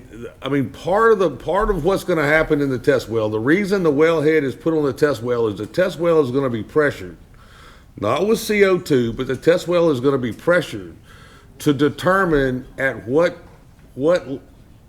pressure the ground fracks, because you don't want to frack the ground. The whole purpose of this is not to frack the ground and crack it up and have oil come to the top. The purpose of this is to figure out in the geology what pressures the ground can withstand so that you put the CO2 in the ground underneath those pressures. It's part of the process to gather the information. So in essence, my concern is if you stop the ability to gather the information, do you leave yourself wide open? If you at least allow them to gather the information while you were putting in place what you're expecting from the injection well, meaning, what regulations you want to put in place on the injection well, what bonds you're looking for, what construction materials in our ordinance, and giving the council the last say, because currently we have no say on any well. You know what I'm talking? We don't have the final say. The handbook doesn't allow us to do that. So what we're looking to do is modify the handbook by ordinance with respect to Class 6 wells. We've expanded it to Class 5, and in doing that, it's become broader, and they're not going to be able to determine the science of whether this thing will work or not. So consequently, I'm wondering if we. You can say what you want to. The fact of the matter is, at some point in time, there's an effort within this country and everywhere in the world to reduce carbon emissions, right? Part of reducing carbon emissions is to dispose of carbon dioxide in an effort to not put it in the atmosphere. That's the whole purpose of the deal. This is not a new technology. This has been going on for 50 years. But it's been injected and then recovered through oil in the past. Now they're talking about there's 9 sites worldwide where they inject it now and leave it. But my point is, in expanding the restriction, I'm just concerned that if we are litigated, which we'll defend whatever we got to defend. I'm just wondering, in creating a situation where they don't have the ability to, look at the science, have we created a problem? In a year when the moratorium's up, we'll have written regulations. A Class 5 test well doesn't really generate the hazards that we're looking at a Class 6 injection well. So consequently, what their level of what they've got to do with DNR to get a permit is substantially less. The Department of Natural Resources can issue a 5-class permit. We in the state have nobody that has the ability to issue a Class 6 permit. We don't have the ability to make the evaluation. We don't have the checks and balances in place. So guess what? That Class 6 permit is going to be issued by the Environmental Protection Agency. The state doesn't have the ability to even do it. So during this process, they will become adept in it, and in the future, they'll be able to issue. Look, I'm a vote for the moratorium because Class 5 is it. Even if Class 5 is in it, I'm just wondering. Wow, the conversation. What is the hazard? What is the hazard? What is the hazard of a Class 5? That's what I'm telling you. There is no hazard within the Class 5 test well. All right, Mr. Waskin. I'll forego the conversation. Just call for the vote. Hey, if it's going to pass, let's just vote. We can't call for the vote if people are already asked to speak. So you had the floor. Well, what happened to this call for the question takes precedence? You did shut me down a couple weeks ago when we're trying to follow this system right here. He's made a motion for previous question. He's entitled to have it called, or at least a vote on whether you vote or continue discussion. Is that a motion? I would like to have said something, John. It's very important to me and my people. Mr. Shane, you spoke a lot more than I have. Yeah, but I put a lot of research into this. What research did you do? Well, I've got a bunch of phone calls. He made a motion to call a question. Do we have a second? I thought Randy seconded my motion. I can. I'm sorry, I thought he did. Can just call for a vote for nothing. No, he's talking about for a vote. He's talking about for a vote. This is just to Well, call look, the if question. y'all wanna let I'm Shane- asking for a motion to call. If not, we're going to, if you don't have a second, we're going to continue. I withdraw my question. Let Mr. Shane talk. Thank you. All right, hold on. No, Mr. Mr. Delat's next. You have the floor, Mr. Delat. Okay, basically, guys, I respect everybody's opinion, and it's emotional.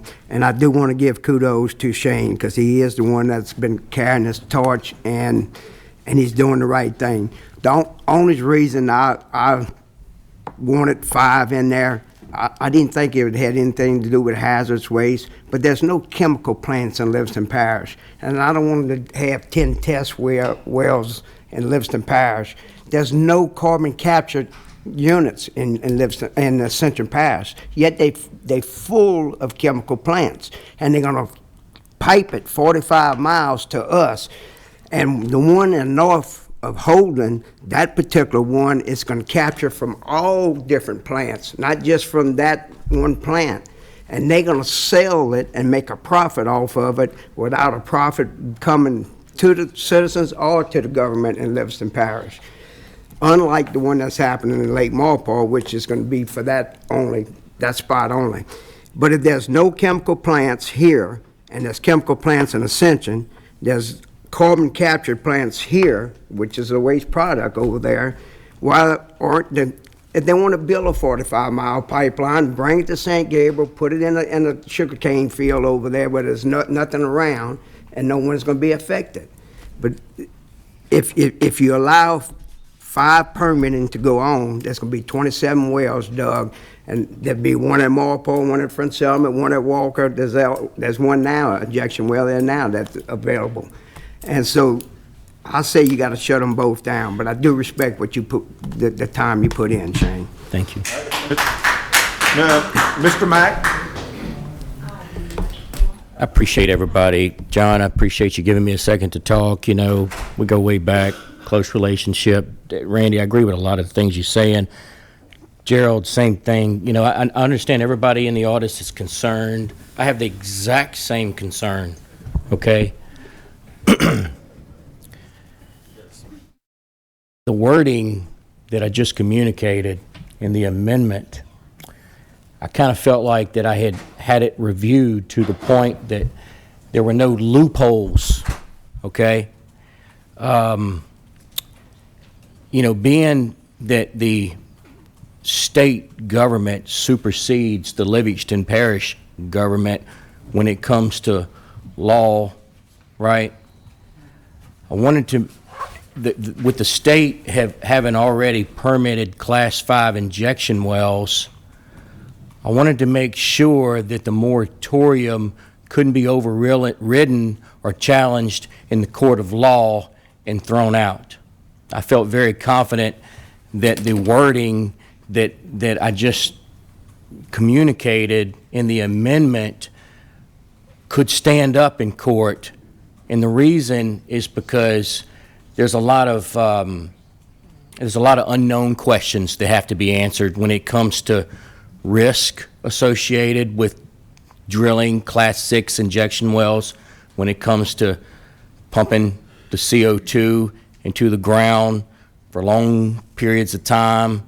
This is a very new project. This is new to industry. It's new to the EPA. It's new to all of us.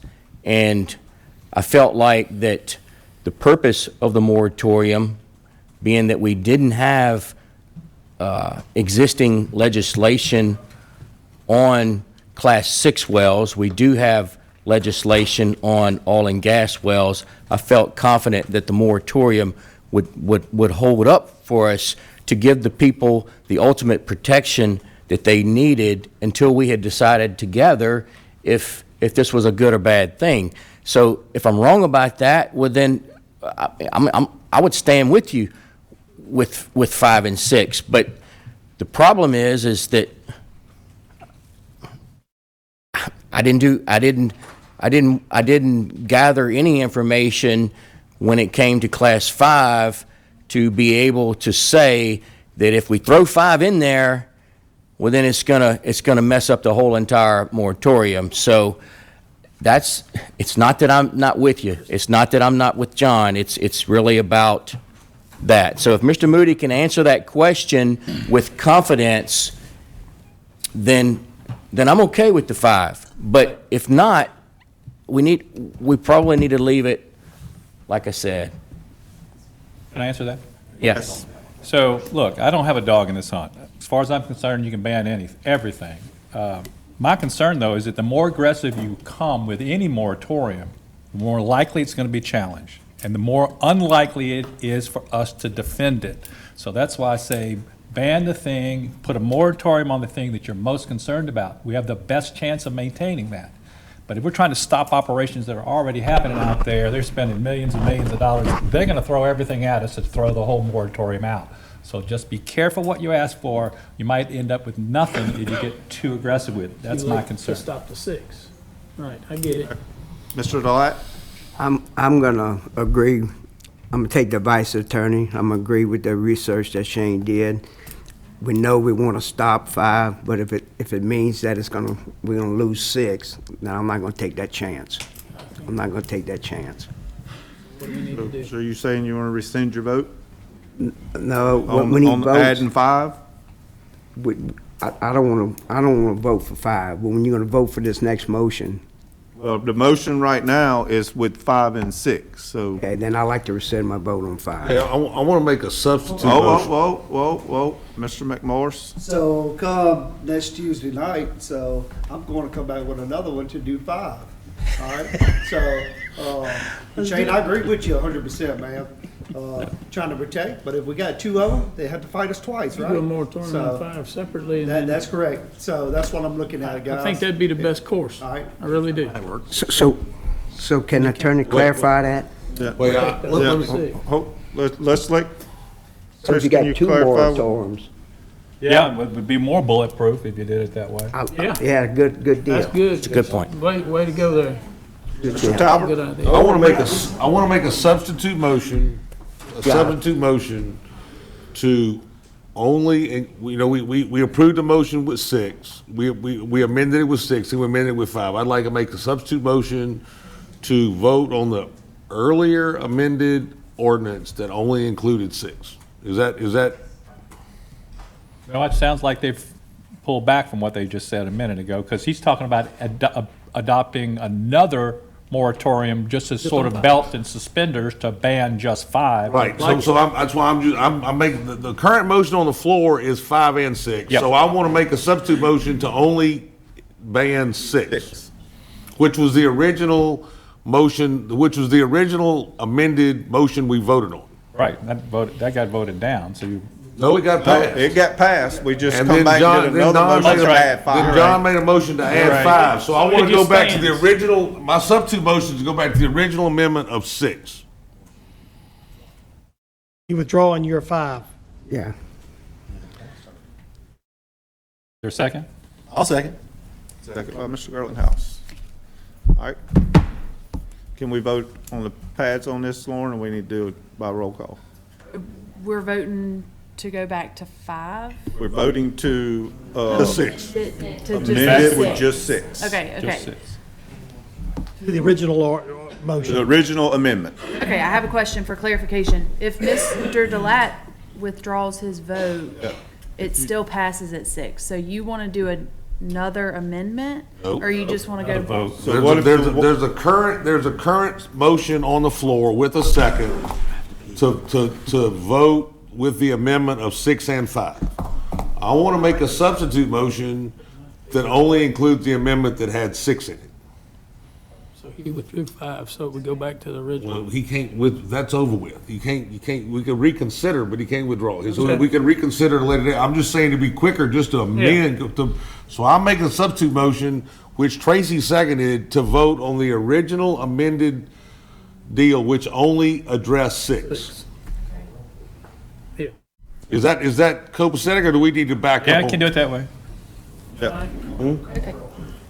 So it's the original motion that Shane made that passed 6-3, Yeah. which was just to include 6. So that's the substitute motion. That's the You wanna vote substitute on it? motion. Yep, call for the vote. Mr. Mack, Yeah. Mr. Wascom, Yes. Mr. Talbert, Yes. Mr. Harris, Yes. Mr. McMorris. Yes. Mr. Delat, Yes. Mr. King, Yes. Mr. Girlinghouse. Yes. Mr. Ard. Yes. Okay, unanimous? Now we can come back next meeting.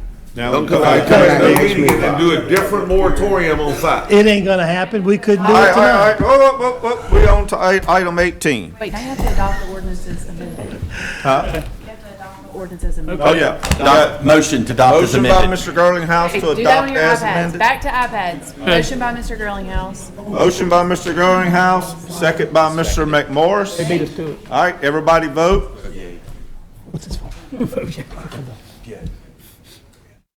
Ally? Passes All right, unanimously. passes 9-0. Okay. All right, 18, condition of parish roads. Mr. David Watts, Mr. Randy Delat. Speak for me. So Randy, this is going to be, Davis got it.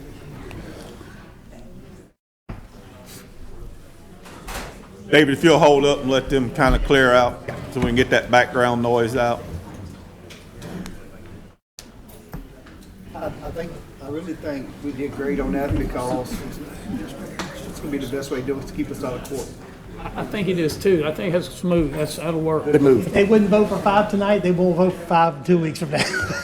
You gotta realize that now, if they come to Gum Swamp down there where we got 15,000 acres, if they come to where I live at now and wanna do one, cause we got 15,000 acres, they're not gonna be able to even do the other wells. But we would ban even the test wells. It was the way Test that well. Shane was right to do it separate. Shane was right We're to not do gonna it do that. separate. We wouldn't do it tonight. We're not gonna do it in 2 weeks. No, Y'all passed, John. Don't be negative. Don't be negative. Don't be negative. We didn't ban it. No, but you passed it. It did pass. You had enough votes to pass it. So why wouldn't it come? But we didn't want to mess up 6, John. That's the only thing. We did, We just want them to be separate. We don't want them to be tied together. I got no issue with, yeah. I disagree. That's okay. That's all right. You usually lose anyhow, John. Just concede. You need to hear these, you wanna have all the Look, I councilmen did here this for for my this? friend Shane tonight. So do you wanna have all the councilmen here for this? It don't matter to me. Hey, we're getting old, so I'm gonna leave in a minute, so you might as well go ahead and so they- start. I'm ready when you. All right, let's go ahead. All right, here we go. All right, David Watts, 22997 Highway 42. This has been I've been dealing with this in the works. I had a meeting with the powers that be, and I was in road work for many years. And, you know, I'm sure I'm going to get blasted after I get out of here this evening. I'll get some phone calls tomorrow from my old employer. But I'm good with it. I'm a big boy. I can handle. I got some big shoulders. I can handle it. A couple weeks ago, I sat down and listened to y'all talk about how well we build roads now and how well we do roads now. Well, I questioned that, and I got to thinking about that, and so I got $500,000 a mile. That's about what we're paying, somewhere in that range. So I made some phone calls to our neighboring parish. I'm not going to call the parish, and I'm not going to call any names because I don't want to stir up too much of a fuss. And I found out a good friend of mine works over in a neighboring parish, and they're paying about $240,000 a mile for reconstructed roads. For people who don't know what reconstructed roads is, that's soil cement, culverts, new asphalt, completely from turnkey, ground up, completed, done. So I question, why are we paying double here? Well, some parishes have asphalt plants in them. Transportation cost is lower. That don't sound right. Well, if you get to digging into it, you know, you really can't get any answers. I've given the powers that be 3 weeks to get back with me to give me the answers that I'm looking for. Why are we paying double for roads? Well, I make a trip down Gum Swamp Road because I live down that way, and I go to Killian and go down that way, and R.J. Daigle redone Gum Swamp Road. Well, Gum Swamp Road's starting to fall apart. It's 2 years old. Did we get a good bang for our buck there? So I get out and look at the road. I built roads for many, many years. I get out and look at the road, call the parish up here, talk to Mr. Sam, and Mr. Sam has a guy in there talking to me on the phone, and it's a base failure, guys. Soil cement give out. So Mr. Sam gives me the excuse, well, it's down at the bottom. It ain't up bottom, it's on top of the hill. It ain't 200 or 300 feet from Highway 42. We got a base failure already on the road that's 2 years old. But unfortunately, we don't require these contractors to give us but a year warranty on the road. So we're hung out fixing to start patching on this already brand new road. Needs a patch on it already. Well, if y'all know anything about roadways and asphalt, if you ride down just that hill I can show you on North Dole Road too. The joint tie-ins where they overlay for a little while and they mob out and they come back and they got to come in and make a joint. Do we even try to make them make a joint smooth and start put a speed bump in for us? I know we're terrible drivers in Louisiana and we've got to slow down sometimes, but we put a speed bump in. Gum Swamp Road, if you ride past that and watch where that tie-in is at, boom, there's a bad state. Does an IRI on the road. Well, IRI is a road. It's a machine with lasers on it. It used to not be lasers. It used to be a bunch of wheels. But now these trucks have these lasers that ride the smoothness of the road. We don't hold them to that standard on state because we try to keep the cost down. Well, at least we can force them to put a straight edge on that tie-in and make it a little bit smooth for the money we get.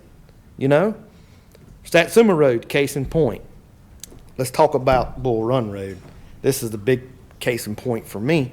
As you go down Bull Run Road, once again, if you know anything about asphalt, and you ride down Gum Swamp Road, you know one distinguished thing about Bull Run Road. One side of the road is dark black, the other side is lightening up. Anybody been down Bull Run Road can tell me why that's doing that, because I can answer that. It's because AC is the asphalt content that's in the asphalt. The AC content is higher on the southbound lane, and the guy I talked to 2 weeks ago, I told him wrong. It's opposite what I told him. He went down and looked at it. The AC content is higher in the southbound lane than it is the northbound lane. Why? Why aren't we testing that? That's a visual difference. A visual difference. So when they pull that sample and send it to the testing lab and they burn that off and see how much is in it, they should be able to see a distinct difference because I can see it visually. Why don't that throw up a red flag and say, hey, we didn't get our money for this road? Now, I don't ride parish roads over in the west part of the parish. I don't live over there. I got some friends over there. But I'm sure the same thing if you look at these discrepancies in the road, Why aren't we holding them more accountable to better roads? They got 1 year warranty on it. This one's failing. Barry's got the contract right now. RJ Daigle just got a second round, 14 million if I remember right. They underbid them by 5 million. Should be telling us something. You know, cheap, great saying. I got a guy I work with.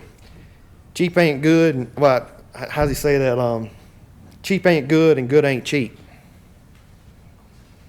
So our neighboring parish, they cut 12% cement. We cutting at 10. So I mean, it's just a big way out here that doesn't make sense to me. And I'm just bringing awareness to it. I can really stir up the nest more and more, but I don't want to go there. I just want to bring awareness to y'all and what we're doing here, that we might need to look a little bit deeper in what we're paying for. Just a little knowledge I have in the bank, and I'm looking, and I got other people looking. So why are we paying more money and we're not getting a better road? That's all I'm after. Thank y'all for y'all's time. Thank you. Good job, David. Yeah, David, I don't mean to call you out, but I thought that number was way off on the 500,000. We're paying about $365 a mile. But you can come up. I've been checking on this too, because like you, I also, and we increased our standards and all because we wanted a better road. We're paying about $365 for drainage and full base reconstruction per mile, $365,000. Okay. And what they're saying about in Lower Livingston Parish, the road's not holding up, is because the base cannot hold up in there. In my district, I've got some roads that are 12 and 14 years old that don't have a patch on them. Understand. And they were built with 6 inches and 2 inches. Yes, sir. Okay. So there's a big difference in that. You're right. They should make sure that, when they make it, they run one run and then they don't put them in the same place. They stagger them, Well, they back the street up. And it is I know how getting it much does. better. And what I think we passed, we actually went with a higher bid this time, didn't we? When we did the road overlay, instead of going with the cheaper bid. I think we did. Because we were tired of getting what we were getting. Correct. Okay, so we're making strides in that. And DPW and Miss Sam and Billy, who's running the road program, Billy Taylor, is doing better. Can we change it to a high standard? Could we make them put more improvements? I'm sure we can. I requested that every single road we put down in the future have stripes on it, at least in the middle. I'm not arguing with that. You know? But look, if I can talk again. Yeah. Okay, I'll rebut. We paint with a broad brush here. Oh, yeah. In our parish. Right. We paint with a very broad From brush. here to there. We reconstruct every road. Yep. Subdivision roads don't have log trucks on them. They have garbage trucks on them. Fully developed subdivisions don't even have concrete trucks. So maybe a pond, maybe a pool yeah, or sure. a driveway repair. So we paint with a very broad brush. So we pull in, let's say if a subdivision road needs it, we're going to cut cement in it. Why don't we back up and look at it and say, hey, this subdivision only needs a mill and overlay or a mill patch and overlay, and give us more money in the budget to dump on the lower end of the parish with the swamp roads. Don't think Tangipahoa don't fight. Lower end Ponchatoula. I know. I redone a road down there. That thing fell apart. I had stuff stuck in the middle of the road. Right. I know. But we paint with a very large brush here. And I think we need to back up and look what we're doing there and say, hey, we might not need to cut soil cement in said subdivision. And we are actually doing that. I talked to Miss Sam last year, maybe a year before last. It was probably 20 during the moratorium, during the pandemic crap. And he said, Scooter, we're going to start doing this. He said, why should we rebuild the subbase on every road? I He completely said that's agree. a waste of time and money. And it's a headache for the people living there when you could just mill it. If you got a few base failures, fix those base failures. Yes. Pack them with 18 inches of asphalt or whatever they're going to do with it so it can't pump. And it'll make them last a lot longer at a cheaper price. Yes. And so we are implementing all those things. I don't think we actually changed our ordinance to reflect them to do that. I just think it's something that they're doing. Absolutely. And you're right. As the price goes up all the time, it's not going to keep coming back down unless we do a Randy thing and bond out some of it to get it done for cheaper, and I understand where he's coming from on that. Absolutely, I can see You know, that too. But I'm just saying we paint with a very large. We do. I'm glad to hear that we're backing that down. That's a good thing. We're trying real hard because money isn't gonna just keep falling off trees here, you know? I understand. And so we have to do a better job on everything. And I'm been after Oliver Wheat Road. Y'all know that's what I get up here and raise Cain about it. And I talked to Mr. Mark, whatever, Harold. Yeah. I spoke to him on the phone and raised Cain about the trucks hauling debris in there. There's nothing I can do about it because it's the parish's debris, it's the parish's problem, and they're gonna go down and tear the road up. Then we gotta fix our own road. Yeah, we gotta fix our own roads. So Yeah. I hit a dead end there. But I appreciate your I'm speaking comments from on the that. point of knowledge that I'm trying to just say, hey, we might open our eyes to that. The number that I had at 500,000 was the number that was given to me. Yeah, yeah. I'm not gonna call I no just names. checked with Billy while we were sitting here, and he said it usually averages about 365 for full drainage and base reconstruction, Yes. And that it changes on every road, because they may have more drainage on 1 mile. No doubt, if you got about But overall, the whole program usually about 365. You got about 60-inch I think cover it's compared- 27 miles of roads, is that what we came up with this year? And some of them are roads that hadn't been done in a long time, and they won't be done again for 15 years, so hopefully it'll work. Absolutely. Absolutely. I'm just looking for the biggest bang for our buck. Oh, yeah. These guys, everybody that pays the tax here. Well, I appreciate people starting to pay attention and coming to us with ideas, because I'm not in road construction, I hadn't ever been in road construction. I'm not in it no more. Right, but you've seen what will work and what will help. Right, absolutely. Yeah. Well, I appreciate that. Thanks, man. All right, Mr. Delat? If I'm allowed to take the opportunity, while back, I think it's about 2 months ago, we had talked about roads and bonding of the roads, and we said September, we would expect it to come back, we was gonna be through with the paying the jail off, and we'll see if we could save any money by bonding some of it. And it was my understanding that we had passed a resolution asking this for administration to allow this to happen with Jim Ron. And I see it's not on the agenda. I don't know if that's because of my fault or somebody's fault or whatever, but I know we did pass a resolution. I'd like to follow up on that and see where we at. They came up with the numbers and where Right. we're done. And Right. I think we can check on that. Yes. Lauren, please. And the second part about it, the mileage doesn't add up to 360,000 a mile. I don't know where that money's at, but that's about $100,000 off. It's about 460-some thousand a mile. So. All right, no more discussion on that? All right, let's move on. Item 19, this is a waiver request for wetland regulations for Chad Spadell located off of Duff Road. Mr. King? Yeah, I got contacted by this gentleman that's bought 2 acres in my district. The density's great. There's no wetlands on this property. I thought we passed the ordinance at the last meeting that said if it was 4 lots or less, the wetlands were waived. That's right. Yeah. I asked permitting, and they said it was 3. No, I'm pretty sure the ordinance is 4 or less. Oh, it should have been 4 or less. I thought it was 4 or less. 4 or less, so. Do you know? 4 or less. Okay. Yeah, so, The discussion was gonna be whether it was 5 or 4, and we went with 4. We went with 4 because we talked about changing we talked about changing the minor resub deal down to 4, so that's why we left it at 4. So, look, I mean, I understand that this might have been a situation before the signed ordinance got to them. And it might have been submitted to them before But that. at this point, I mean, you can get the waiver, Yeah, but, let's I mean, pass the the waiver ordinance and then we won't have to worry has been Second. passed, so this shouldn't happen again. Y'all make that motion, Randy? Wait, I gotta, well, I hit the wrong one. it don't matter. It all kicked out anyhow. so- Here, you seconded Randy's motion. That's good. Yeah, that's fine. All right. Motion, got it on here, motion by But we Mr. don't have to Lat, do them second on by 4 or Mr. less. King. Everybody vote. On minor resubs. Both of y'all, hell, I call everybody. Planning, yes. The permit don't know nothing, so ain't no sense in calling there.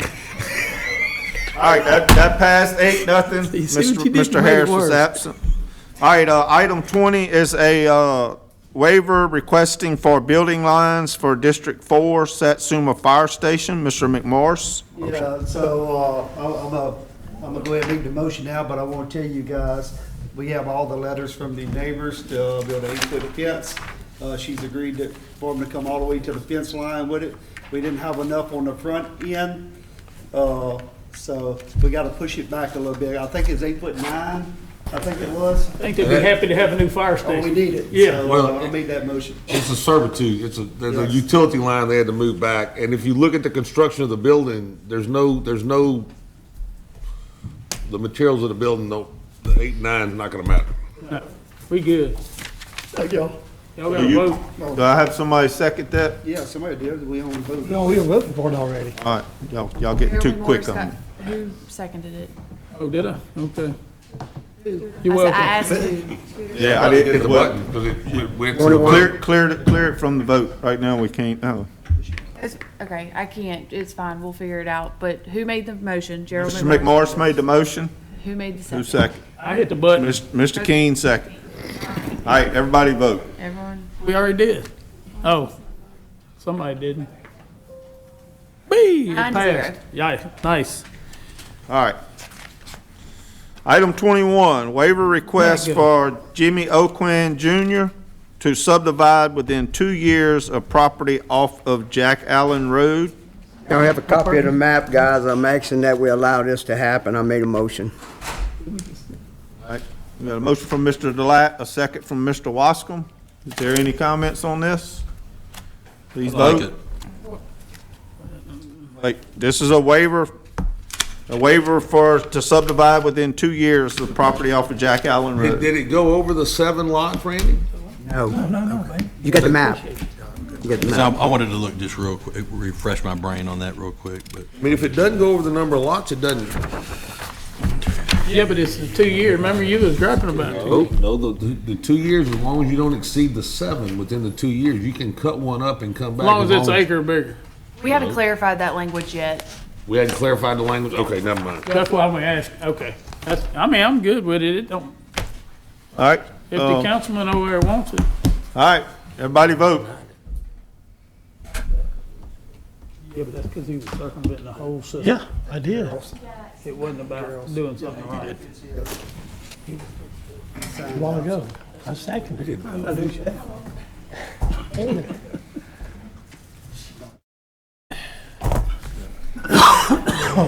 Because he was circumventing the whole damn something. That's what he told me. Shane But and. that's what it was. It wasn't about this. said that while ago. Okay. Thank you. 9-0. All right, 9-0.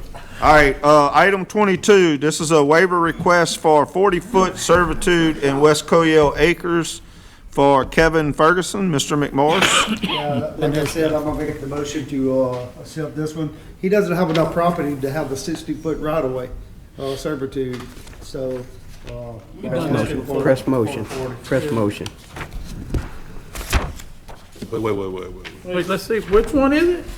That's third acre lots? that, That thing doesn't pass the density test. How did it get to this point? It's 2.5 lots an acre. I think all this was done before, Coyell Acres, before all we even went into the new.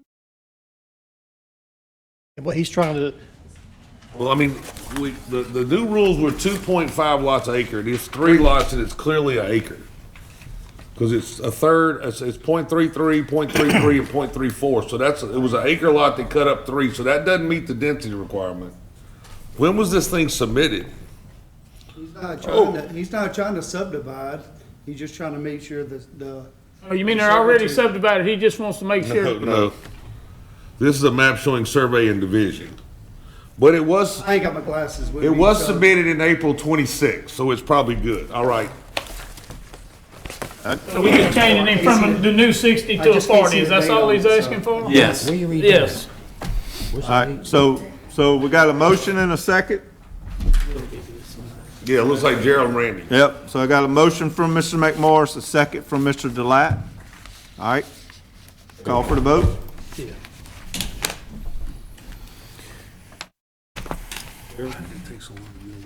You good? This? Everybody voted? No idea. All right, 9-0.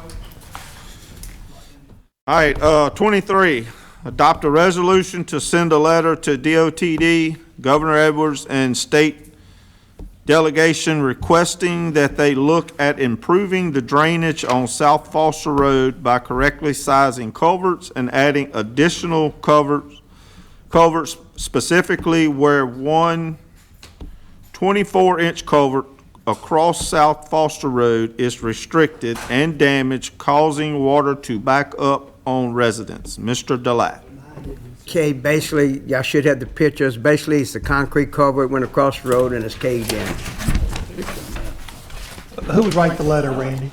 Who do you want to write the letter? I guess the state DOTD, I guess, is in charge of it.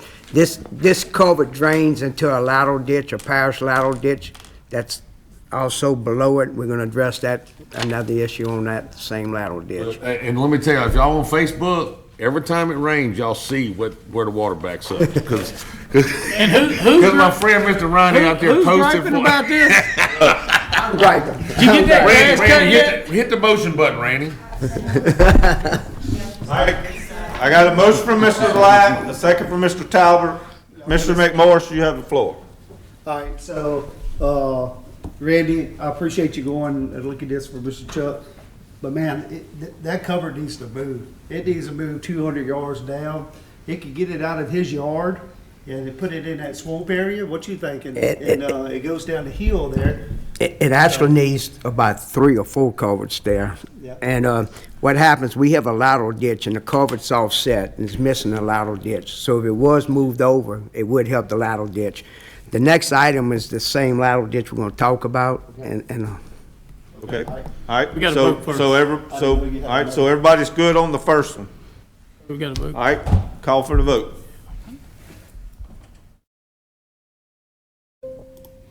Once we get used All right, to it. pass 9-0.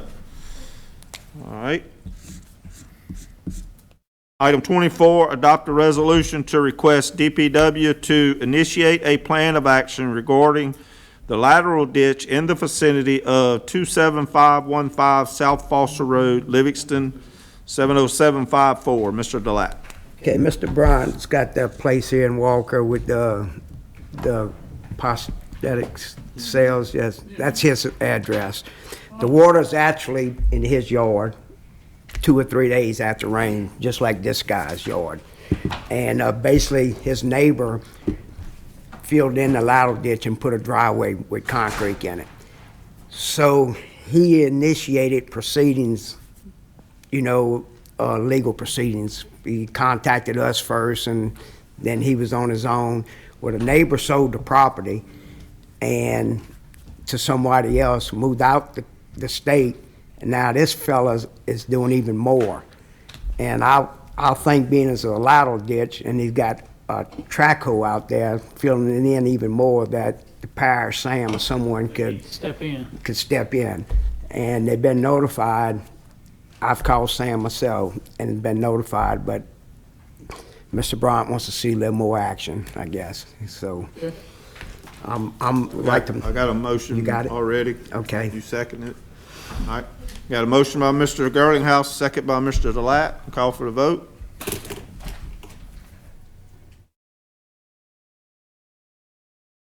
He kicked me out again. I know. My battery getting low. All right. 25, waiver request to put a mobile home in a named subdivision.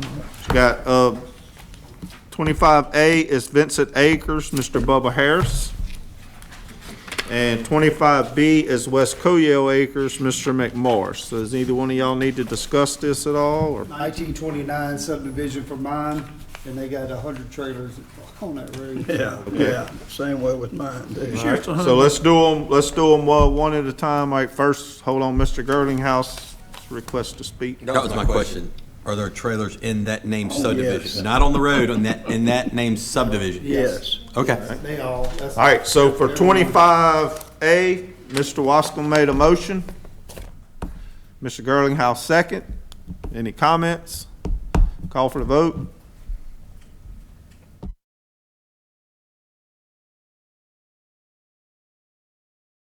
Everybody voted? Come on, Randy, get on top of it, man. There you go, 9-0. All right, 25B, Y'all need to be set. Reset it. You just have to do it on paper. We put them Okay, together. all right, I need a motion by Mr. McMorris, second by Mr. Girlinghouse. All in favor? Any opposed? All right. Work in progress, people, we learning, new system. All right, 26, adopt a resolution to add the following road for consideration to the capital outlay priority road list. Yeah, I asked that this be put on there. I got a phone call from the mayor, Denham Springs, and these, two of the streets, Deemer Street and Josephine Street, were bad. And then I got a phone call, and I'm telling you, I needed a 4-wheel drive to go down Fern Street. I thought Gum Road was bad. Fern Street in Denham is bad, so I would like to add those 3 to there, please. I'll make a motion. All right, well, I got a motion and a second, but while we on it, does anybody have a road they need to add? Got something I need to put in there. Audubon Trace subdivision, Lauren looked up the names earlier. You want to call? We'll just add arbor trees. Golden Eagle, Boulevard, Brown Pelican. I just want them to study them. They got some bad places on. I don't have many roads with bad places, so I'm looking for some. Okay. Hold on, Tranquility Court. Hold on a second. I mean, why are we doing Oh, this? well, yeah, my bad. I just said it's a new system, we learning. Look, you didn't get on Randy that hard a while ago when he didn't vote. What I want to know is, what if I want to vote no to John's stuff, but yes to Gary's? I don't think we get. Y'all figured a way out for that, huh? I'm sure Gary will figure that out. If it's John stuff, just vote no. Serenity Boulevard, Tranquility Circle, and Vision Lane. Or vice versa. All right, Mr. McMorris. Yeah, so, we had requested a, updated list of everything that's in our districts. It's on the list now. I know we added a lot of 15-year-old roads in District 6. We just want to make sure they are on that list and don't get overlooked for the coming year. All right, 'cause we got some pretty terrible roads on the east side. I mean, on the south side. Tranquility Circle and Serenity. South Central Vision East, Lane's yeah. private. So we just requested that we get that done from the girls, please. All right. That's it? All right, we got a motion by Mr. Wascom and a second by Mr. Delat. Call for the vote.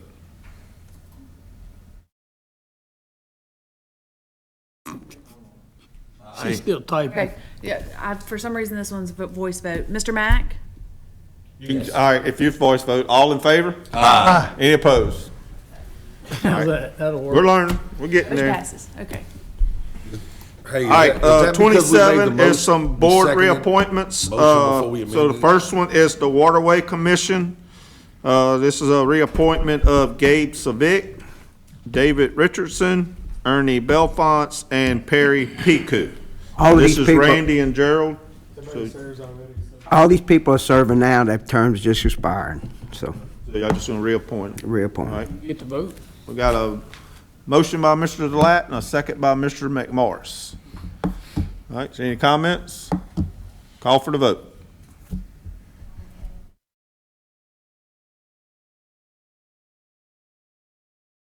All right. Everything's gonna have to be its own item now. You can't have A, Bs, and Cs. Okay. All right, There.